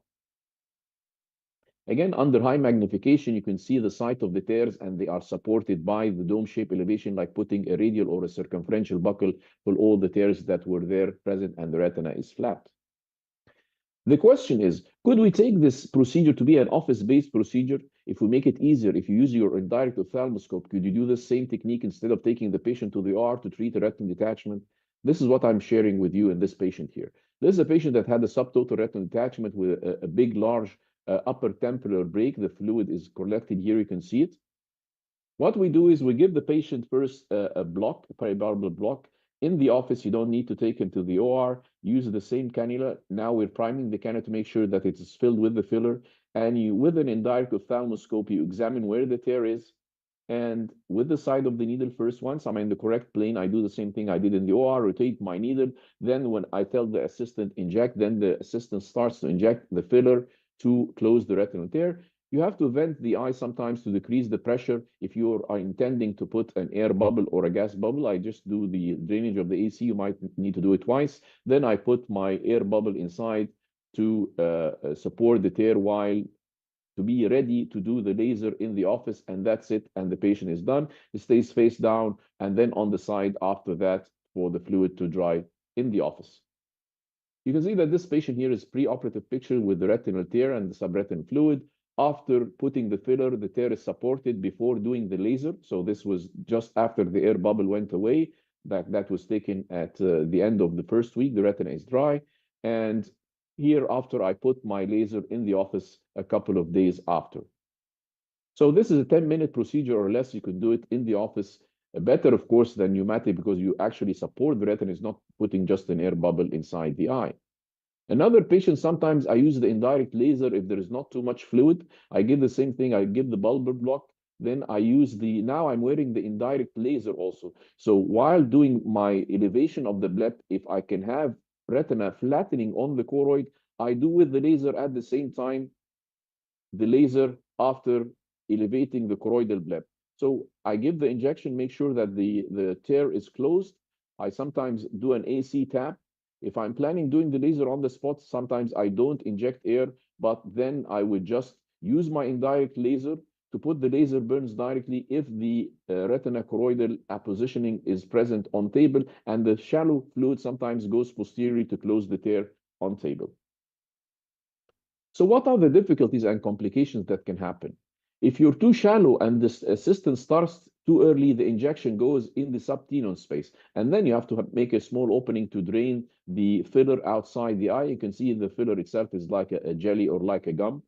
So this is if you go too shallow. At the same time, if you go too deep, you can have this dot-shaped hemorrhage. Why is this dot-shaped hemorrhage? Because the needle punctures the choroid there. You don't have a massive hemorrhage because the tip is rounded, and at the same time, it's under pressure, so it's controlled. So you get this dot-shaped hemorrhage. And if it starts, you start injecting the filler, it directly stops the hemorrhage on table. What is the best position? It's right here, what we call the choroidal dimpling. If you push the needle through the sclera, you feel like a puncture effect, and the needle is lying underneath the choroid. And you can see it directly by this yellow dot underneath the choroid. That's the best spot to start putting your filler inside the eye. So transconjunctival suprachoroidal buckling is a minimally invasive option in managing retinal breaks and treating retinal detachment. It takes 10 minutes or less to do it in the outpatient. It could be done seldomly using the indirect ophthalmoscope, or if you want to take the patient to the OR underneath the chandelier light.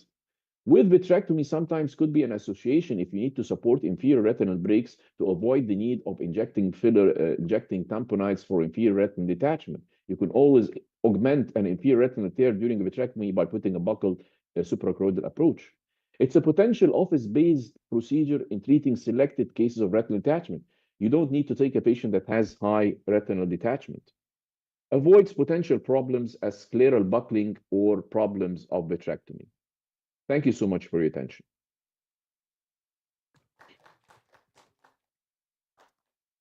Thank you very much for this presentation. Very, creative new approach to retinal detachment. My question would be, what is the secret to not produce choroidal hemorrhage when you move immediately your needle? Okay, it's a blunt needle, but still you're moving it right under the choroid. Is there any special trick that you can teach us? Well, that's an excellent question, because that's the question I always get in giving the talks. The key about it is making it the least atraumatic possible.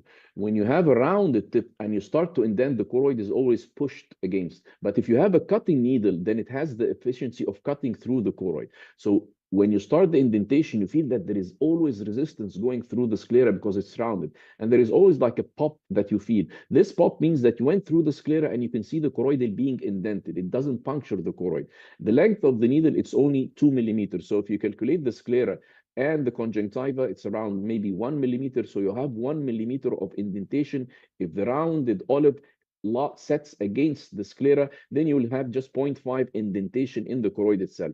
It needs really hard force to push through to make the puncturing the choroid. It's not easy as you can think, because the tip, as I said, is rounded, and the total distance is always shorter than the overall extension. So you need to push, indent the sclera, so you have this indentation effect that might puncture the choroid if you go through. What happens if it goes? The same thing, it's a 27 gauge needle, so it's like giving intravitreal injections. It's very small. If you have that dot, once you start injecting the filler, it stops immediately, and by pressing over the sclera, you increase the intraocular pressure so you don't get a massive hemorrhage. We've done maybe like 30 cases with this new cannula, and we didn't have like only 2 dot-shaped hemorrhages. One of them, which I showed in my presentation, it's always a dot that you can see on table. You don't see it the second post-operative day, especially when you start the injection. Thank you very much, Professor Hab. Very nice memories about our January meeting in Cairo Retina meeting. We invite you in person the next year. Hopefully it could happen on the next May in Odessa. And thank you very much for your very interesting presentation. See you. Bye-bye. Thank you. And the next speaker is Ilya Kolomeets with a presentation about optimizing surgical techniques for intraocular foreign body removal, also in Zoom, please.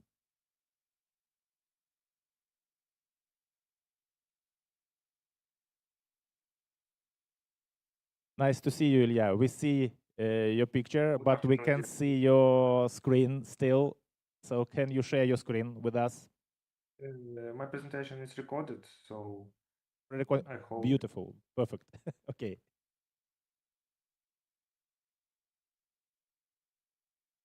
Good afternoon, dear colleagues. I would like to introduce a presentation about surgical strategies for intraocular foreign body removal. It is based on our clinical experience. I have no financial interest. Instruments for foreign body grasping can be divided into two categories. First, with uncontrolled fixation, such as magnets and aspiration systems, and with controlled fixation, such as intraocular forceps and snare devices. We can use magnets to remove foreign body of different shape and sizes. However, it is suitable only for magnetic ones. Aspiration by cannula or vitrectomy probe is a good way to remove small or lightweight objects from retinal surface. However, it often requires additional tools, for example, forceps. This is a video example of how we use aspiration cannula to remove small foreign body from retinal surface. Intraocular forceps. The first intraocular foreign body forceps were introduced by Robert Mahamer in 1981.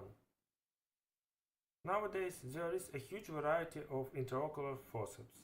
Most of them we can use for removing foreign bodies. The main advantages of forceps is that they provide safe and reliable fixation.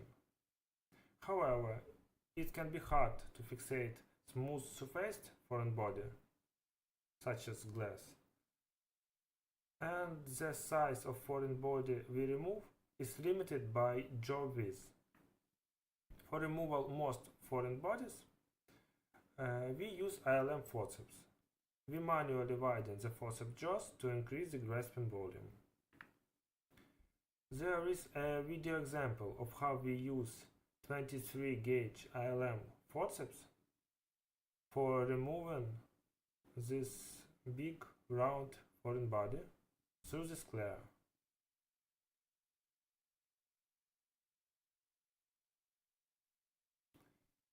You can see how it provides reliable fixation of this foreign body, so we can easily remove it.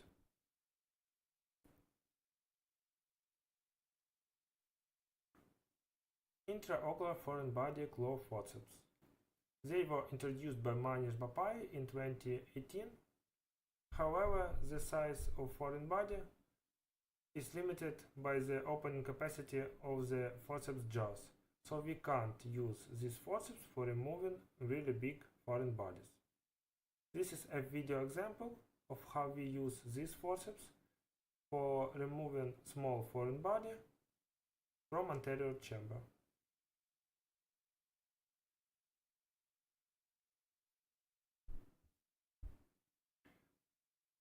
Snare devices. The first snare device was introduced in 2003. In this article, writers proposed us to make our own snare device by using 1 ml serine and nylon suture material. Also in 2003, Żmurek Dmytro in his PhD thesis developed and presented a device called intravitreous loop that we also can use for removing foreign bodies. In 2006, Klaus Eckhart introduced his snare device and called it memory snare. After that, some modifications have been proposed, such as quick stick in 2015 and others. The main advantage of snare devices is that they provide safe fixation of round, cylindrical, and smoothed foreign body. We can use them for removing big and giant foreign bodies. However, it is technically challenging to fixate foreign body, and there is limited market availability of snare devices. As snare device, we use Say-Me loop. This is a video example of how we use snare device to fixate very smooth foreign body from anterior chamber. This is a part of glass that entered the eye during the explosion.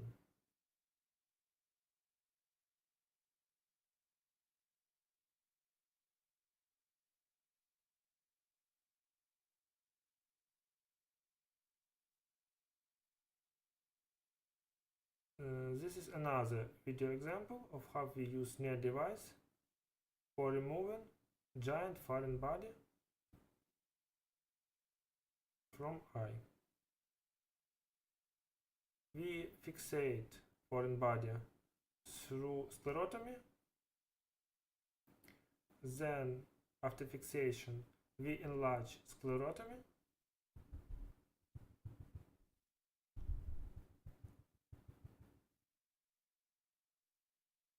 And remove foreign body through it.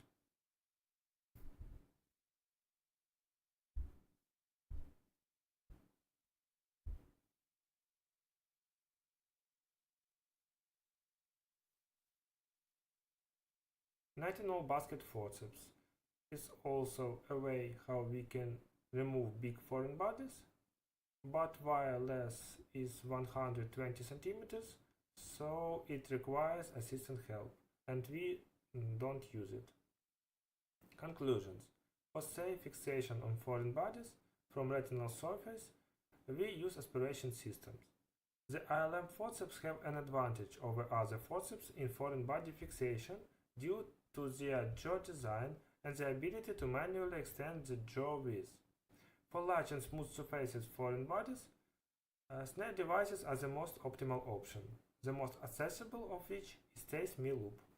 Thank you for your attention.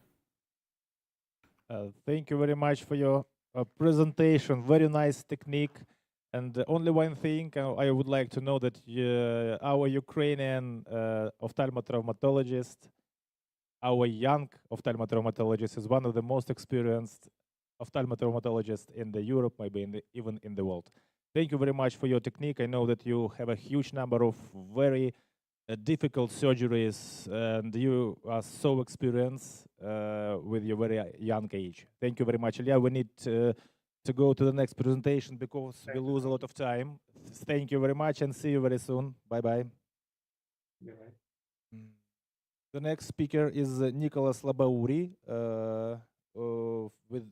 with a very interesting presentation about retinal capillary hemangioma and the surgical treatment of this condition. Good morning, everyone. Good morning. I'd like to thank for the invitation. It is a very interesting conference. Thank you so much for seeing you all, my friends and colleagues from Ukraine and from around the world. My congratulations with great presentations you just have done. And so today I'm going to talk about the retinal capillary hemangioma and the management, mostly the surgical management for the large lesions.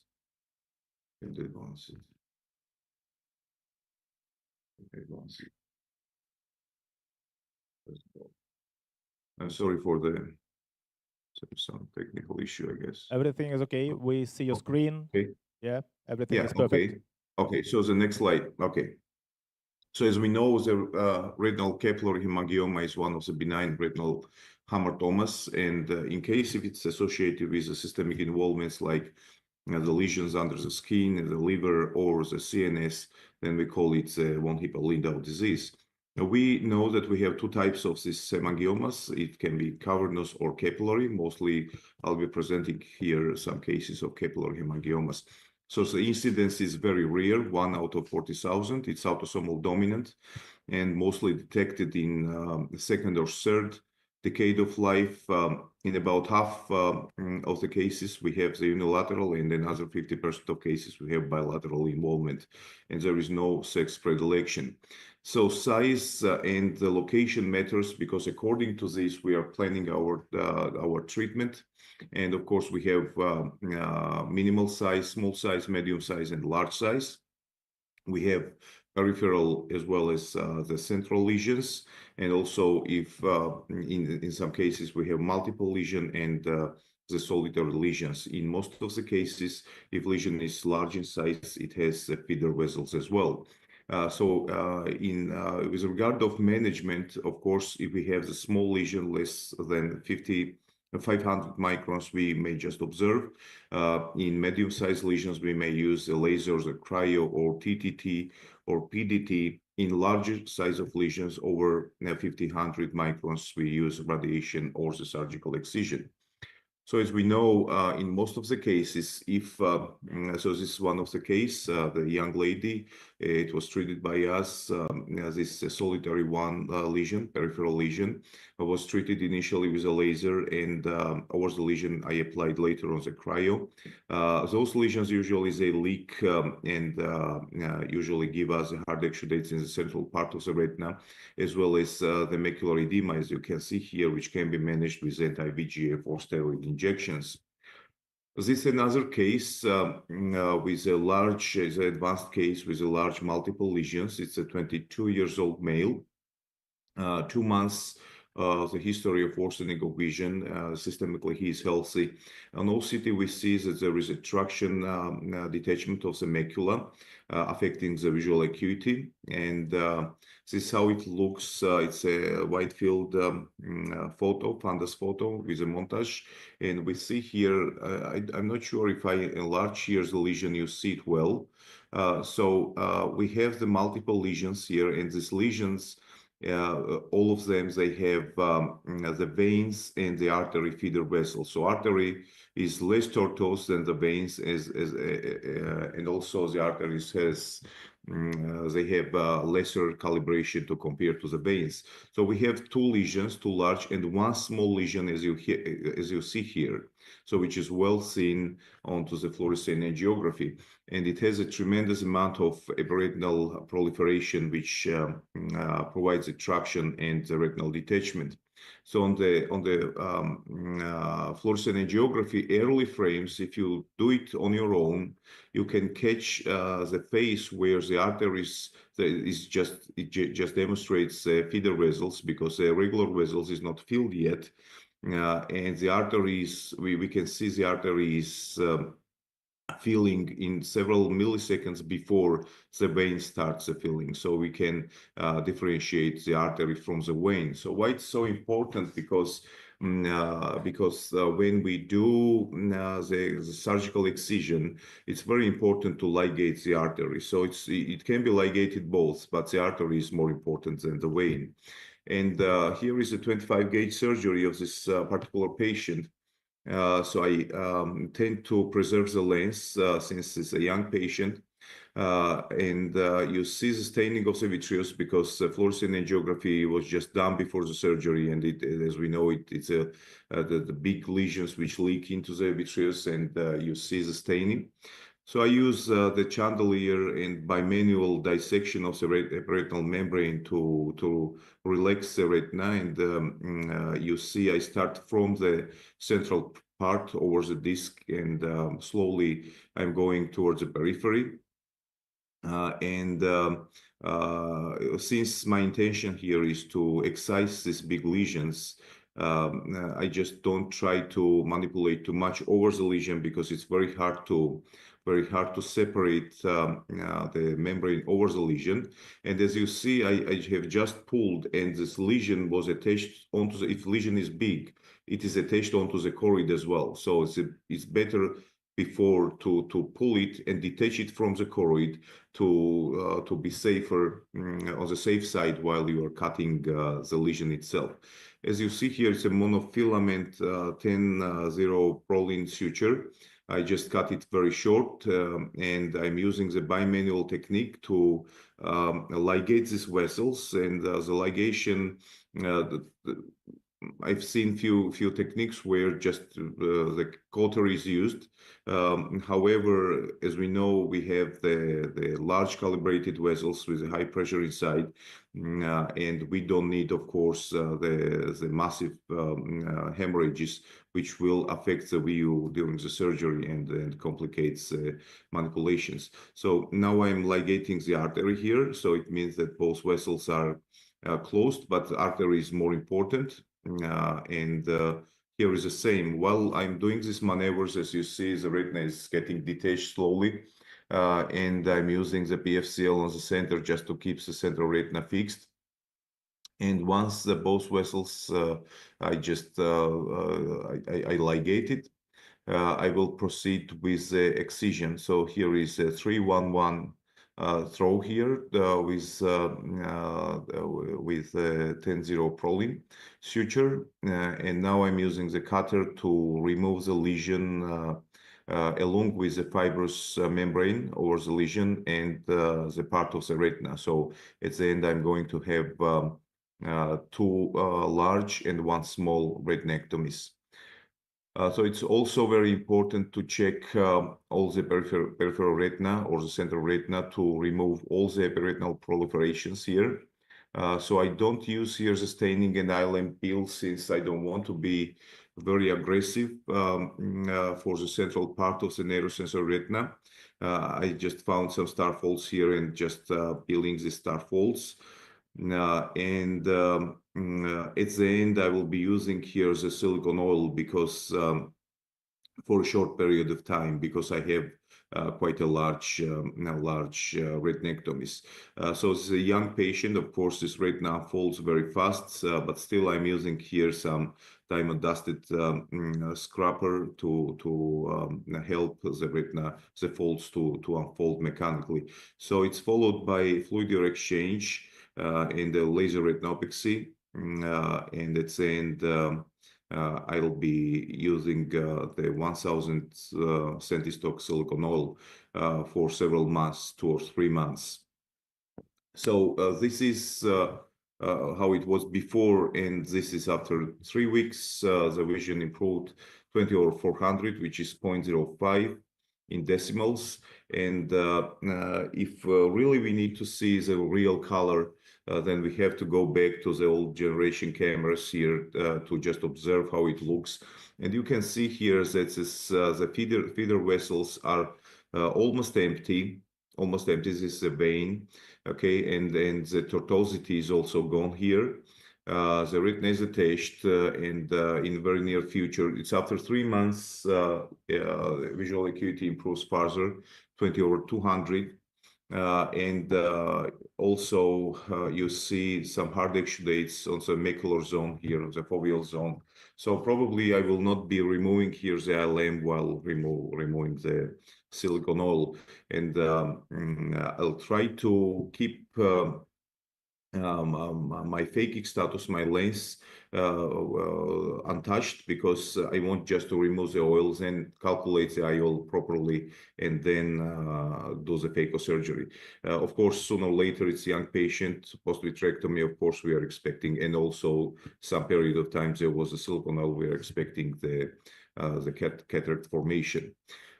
This very, it just found, it was found by my fellow. It's a very interesting appearance on the autofluorescence, how the monofilament proline suture looks like. That gives us a hyperfluorescence because it's a blue in color. And also you see the feeder vessels here, which has changed the shape and the size as well. So as a prognosis, the most of this the diseases, they carry very good prognosis in case if the lesion is peripheral and the size of the lesion is small. And also we have to keep in mind that whatever technique we use or method we use to treat as a scapulary hemangiomas, usually they tend to come back. That's why those patients has to be observed annually. This is all I wanted just to present today. Thank you very much for your attention, and I hope to see you very soon in person. So thanks a lot. Thanks a lot. Thank you very much, Nicholas. It's really a very beautiful presentation, and I even can't imagine how you ligation intravitreally these tortuous vessels. It's really a very difficult thing, and congratulations with your brilliant results. So we perform welding. Maybe you know about this technique. I talking about it a little bit before you, and unfortunately, it don't available in Georgia now, but maybe in future we do it. So we have one question from the panel. Professor Novitsky would like to ask you something. Yes, please. Dear Nicholas, the best greetings from Ukraine. We miss you. Thank you. Thank you. I have just a short question. What kind of needle do you use for ligation of vessels? How do you use it into the Yeah. cannula? So usually this is a double-armed suture. It's with a strained needles. It's a 10-0 polypropylene, and this the needle itself, it has to be cut in short, just to leave just 2 or 2.5 millimeters in length. So to take this through the trocar, it's very difficult. That's why it's better to remove the trocar cannula and just to grasp it at the very end of the needle and drag it into the vitreous cavity. So this is what the left hand has to do. So in the same time, of course, we are under chandelier illumination because we need another hand as well. The best forceps in my opinion here. Of course, it's not. I have done just a few cases. I can talk about 100 cases results or so, but the best forceps in this case, it's a grasping forceps, which has a flat jaws, and you can grasp and regrasp the needle, the suture itself while you are doing these maneuvers of tying maneuvers. So, and at the end, I'm using just the 25 gauge scissors. So the right hand side, you can keep the trocar on, but the left hand side, it's better to remove the trocar cannula and take the needle and the suture with a forceps. So you need just the 2 forceps, and at the end the scissor just to cut the short as the ends of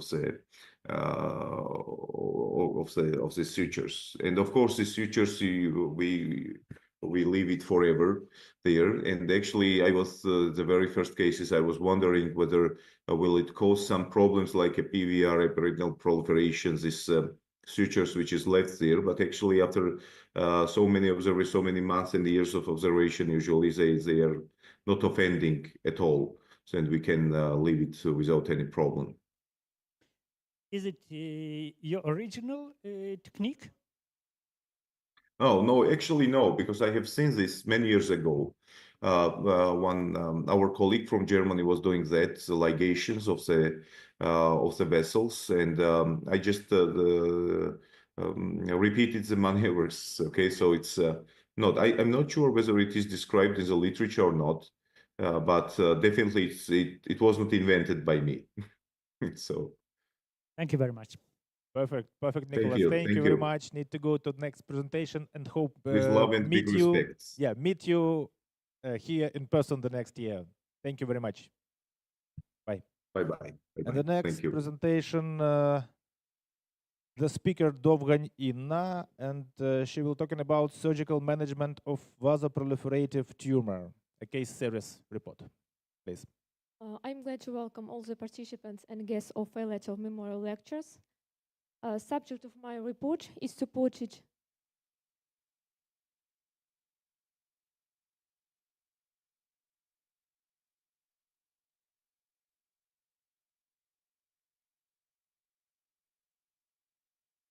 We don't have a presentation on the screen.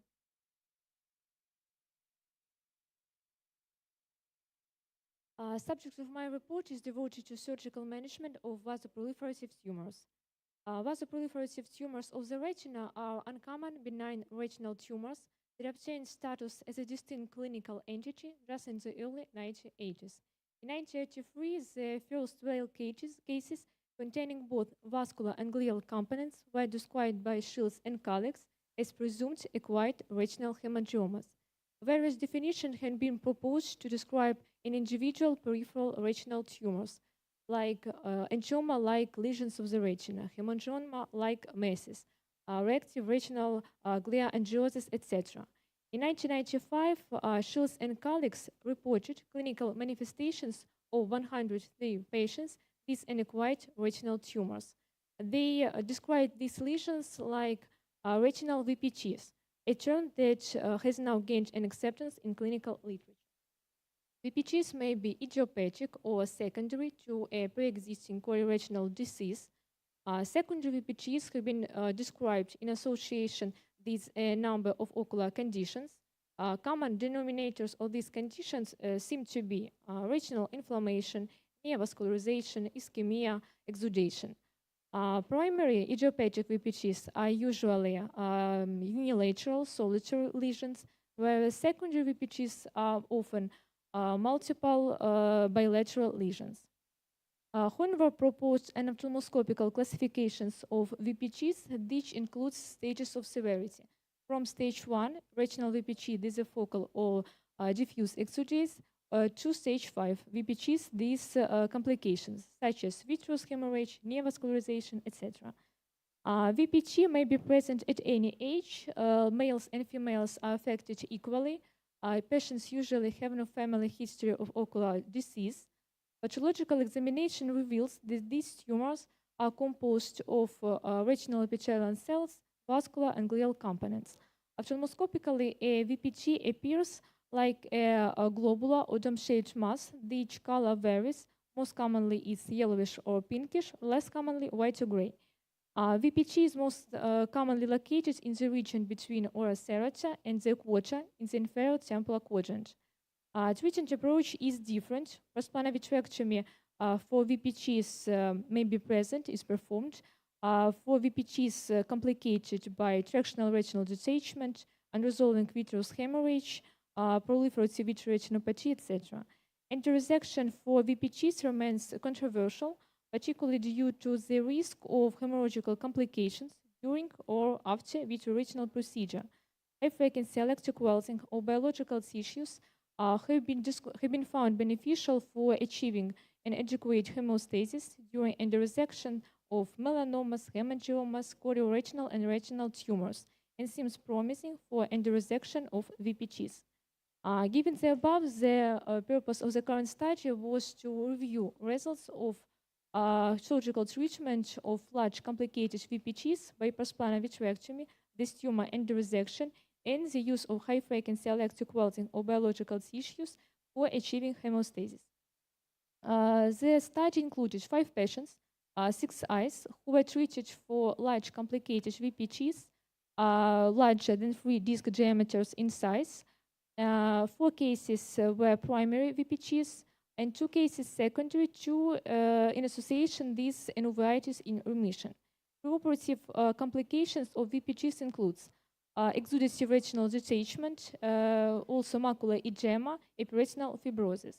All patients underwent prosplana vitrectomy, this tumor endoresection, high-frequency electric welding or biological tissues, this modified high-frequency current generator and 23-gauge welding probe was used to minimize risk of intraoperative hemorrhagical complications. The most common VPG location was in the inferior temporal quadrant, 5 cases, and 1 tumor was located in the superior temporal quadrant. Best corrected visual acuity varied from light perception to 0.17.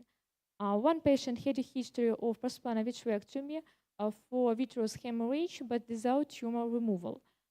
Patients have no family history of retinal hemangiomas.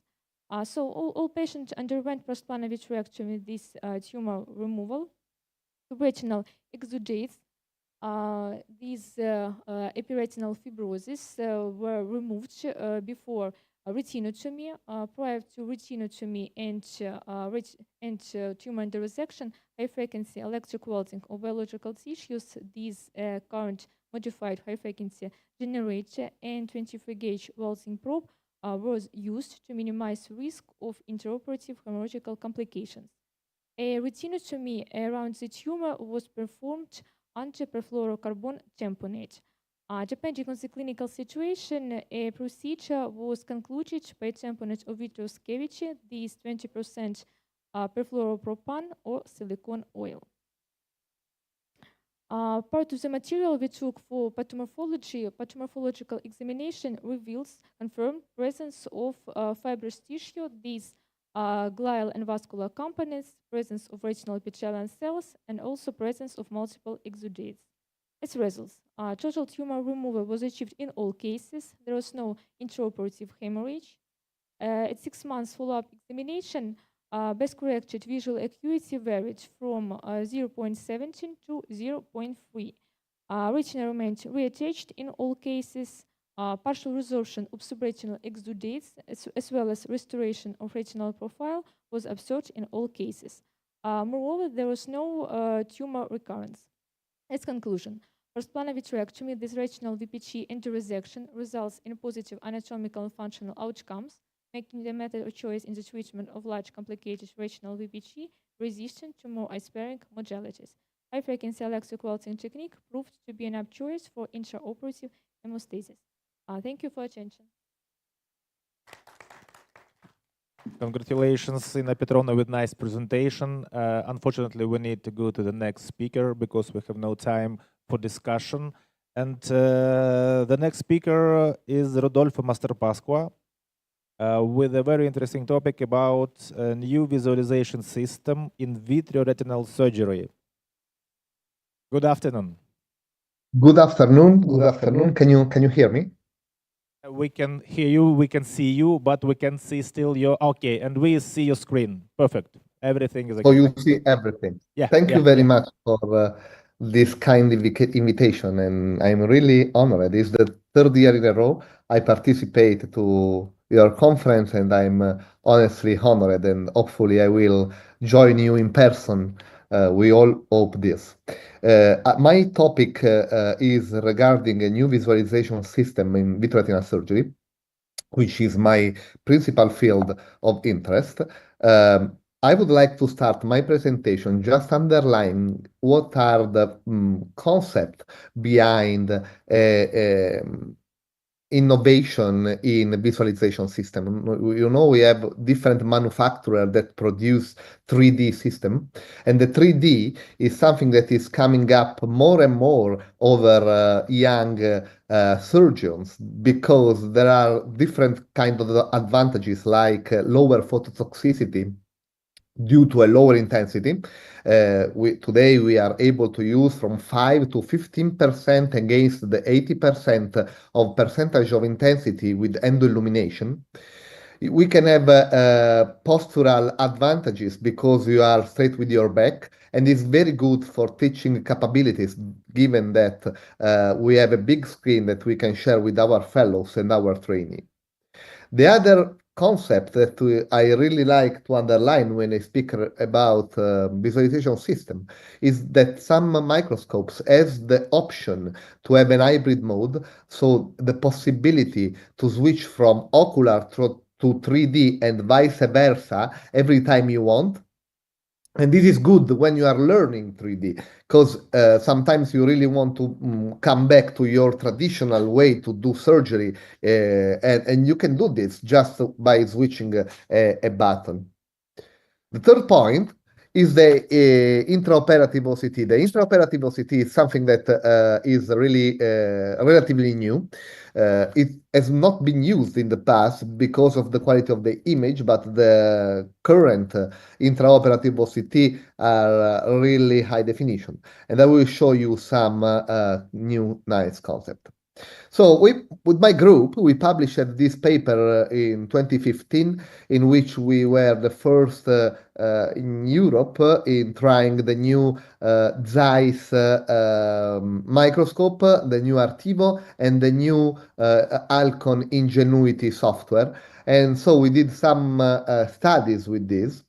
And I would like to show with you some cases. I would like to show you first how intraoperative OCT can be useful when you do vitreoschisis. So you know that we are in the era of VCR, vitreocortex cortex remnants, that apparently is something like one of the principal cause of PVR after retinal detachment surgery. And you can see that by using triamcinolone and associated with a high quality intraoperative OCT, you can really see the cortex of schisis that you want to remove. The other nice concept you can use is these new digital colors. So we have different digital colors. We have blue for enhance the vitreous, and we have blue to enhance epiretinal membrane. In this video, you can see the blue for enhancing vitreous, and with the triamcinolone, I'm doing here a PVD induction, and you can see that with the blue filter and the new OCT, you can really see the vitreous on the optic disc head coming out when you induce the posterior vitreous detachment. I believe that these are nice news. I mean, something that we really want to have to help our practice in surgical routine. This is another option. This is the 3 blue filter.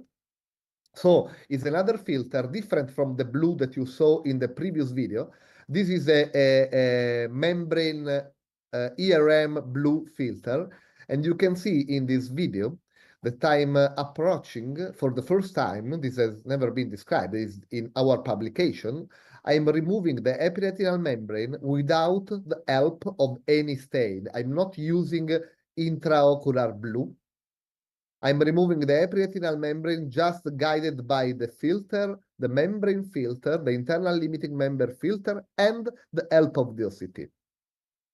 So we are in a period in which we are studying, there is a lot of discussion regarding toxicity of intraocular stain, of staining the internal limiting membrane. There are apparently now these new stains with lutein and so on, but we still know that we don't know actually how toxic it is. But of course, if you can do the procedure without using the stain, this of course is something good. And you can see how nicely you can enhance the membrane and the vitreous peeled by the forceps with the OCT. You can see on the right-hand side. So this is the news. Some other example that in this case we are not using digital filters. We are using the OCT to do a free flap to cover a macular hole. And the reason why I show this video is that you can really see how nice is the new image of the new intraoperative OCT. You can see the flap filling the macular hole, literally filling the macular hole. In the next case is a human amniotic membrane.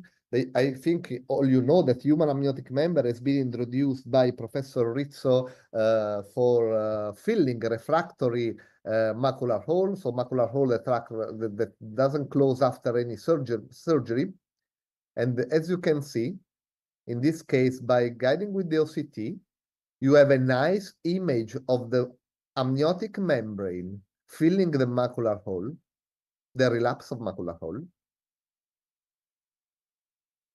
And I think it's a great help. I mean, because you can actually have, with these new technologies, you can actually have what you normally have in your outpatient clinic, but live in operating theater. And then here you can see the pre-op and post-operative results. The other thing I would like to stress is the concept of how useful can be having these technologies when you do something like panheuristic therapies, like gene therapy. This is the injection of virus under the retina for different diseases. You can do this for inherited retinal diseases, or today there are some trials concentrating on gene therapy in neovascular AMD. This is a case I did 1 month ago of gene therapy under the retina for neovascular age-related macular degeneration. This is the ASCENT trial. It's a multicentric international trial for neovascular AMD. Now I'm doing the gene therapy under the retina. You see how it's important to have a good quality of the image. And also, you will see in a second how nice you can see the OCT looking at the bleb. So when you do gene therapy, the bleb is important. You want a unique, fulfilling bleb, as you can see here. And in a second, you can see that with OCT, you know that you have done a nice bleb without touching the choroid, without creating any hemorrhage. And of course, I mean, for this type of trial, it's mandatory to have this type of nice images. And this is the 1 day post-op. You can see that the bleb is already reabsorbed. Then 1 week post-op, you can see the eye is like non-operated. The last part of my presentation will be on a new publication I did with my team. And this is really the future. So this is the use of augmented reality in surgery for both cataract and vitreoretinal surgery. So what we did, we used the new Apple system, the new Apple Vision Pro system for doing surgery, using it with the new Artivo microscope. So I'm here with my helmet, and you can see that you have your Apple platform, and you open your pre-op examination in mixed reality. This is meta. This is augmented reality. You can open the OCT, the retinography, as you can see. Nobody can see this apart from the surgeon. This is nice. You have your nice helmet. This is the infrared, the anterior segment photo, and so you can open your biometry and choose the lens. And this is planning the surgery in what I like to call the all-in-one platform for surgery. Then, once you do this, you can start your surgery. But also, what you can do is you can do a FaceTime call to one of your colleagues or to one of your fellow, and opening the call and show what you are doing on the smartphone screen.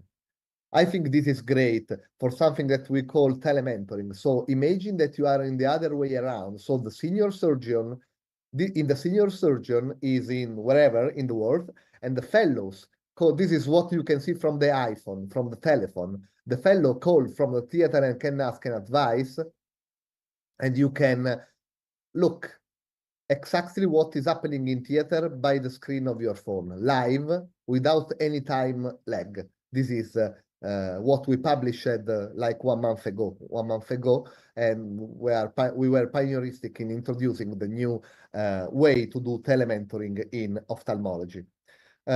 So, in conclusion, there are only advantages when you look at evolution, when you look at how the world goes ahead. There is no way to stop evolution.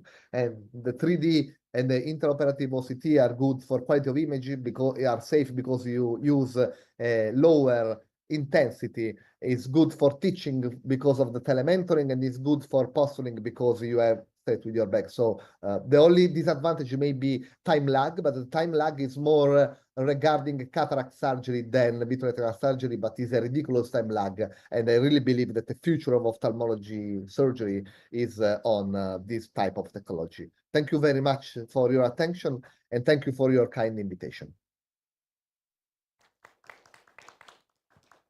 Grazie Rodolfo per questa bellissima presentazione, questo viaggio al futuro, diciamo. Saluti dell'Ucraina. I just thanked Rodolfo for this wonderful presentation and for this trip to the future.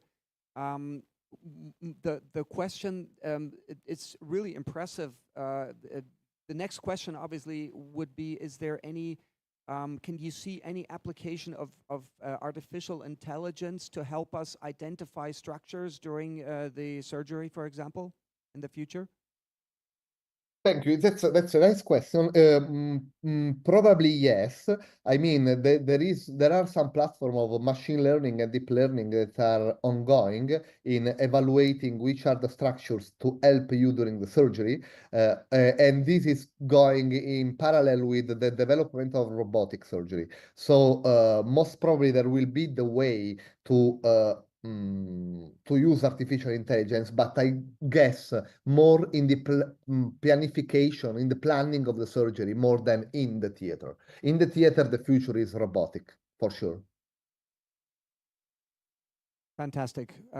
Thanks once again. Thanks for participating. I would like to thank the audience for staying with us. We will now go for... Is there additional questions from the audience to this presentation or to previous ones? In which case, I suggest we go to have our break. Thank you very much. Grazie Rodolfo ancora una volta. Sono Bernardo Endich di Lugano. Ci vediamo probabilmente vicino. Ciao. Con piacere. Salve. Okay, so we have to finish our session, and I thank everybody who participated this session. It was a very good experience to conduct this session in English. I think it is very, very nice and useful experience.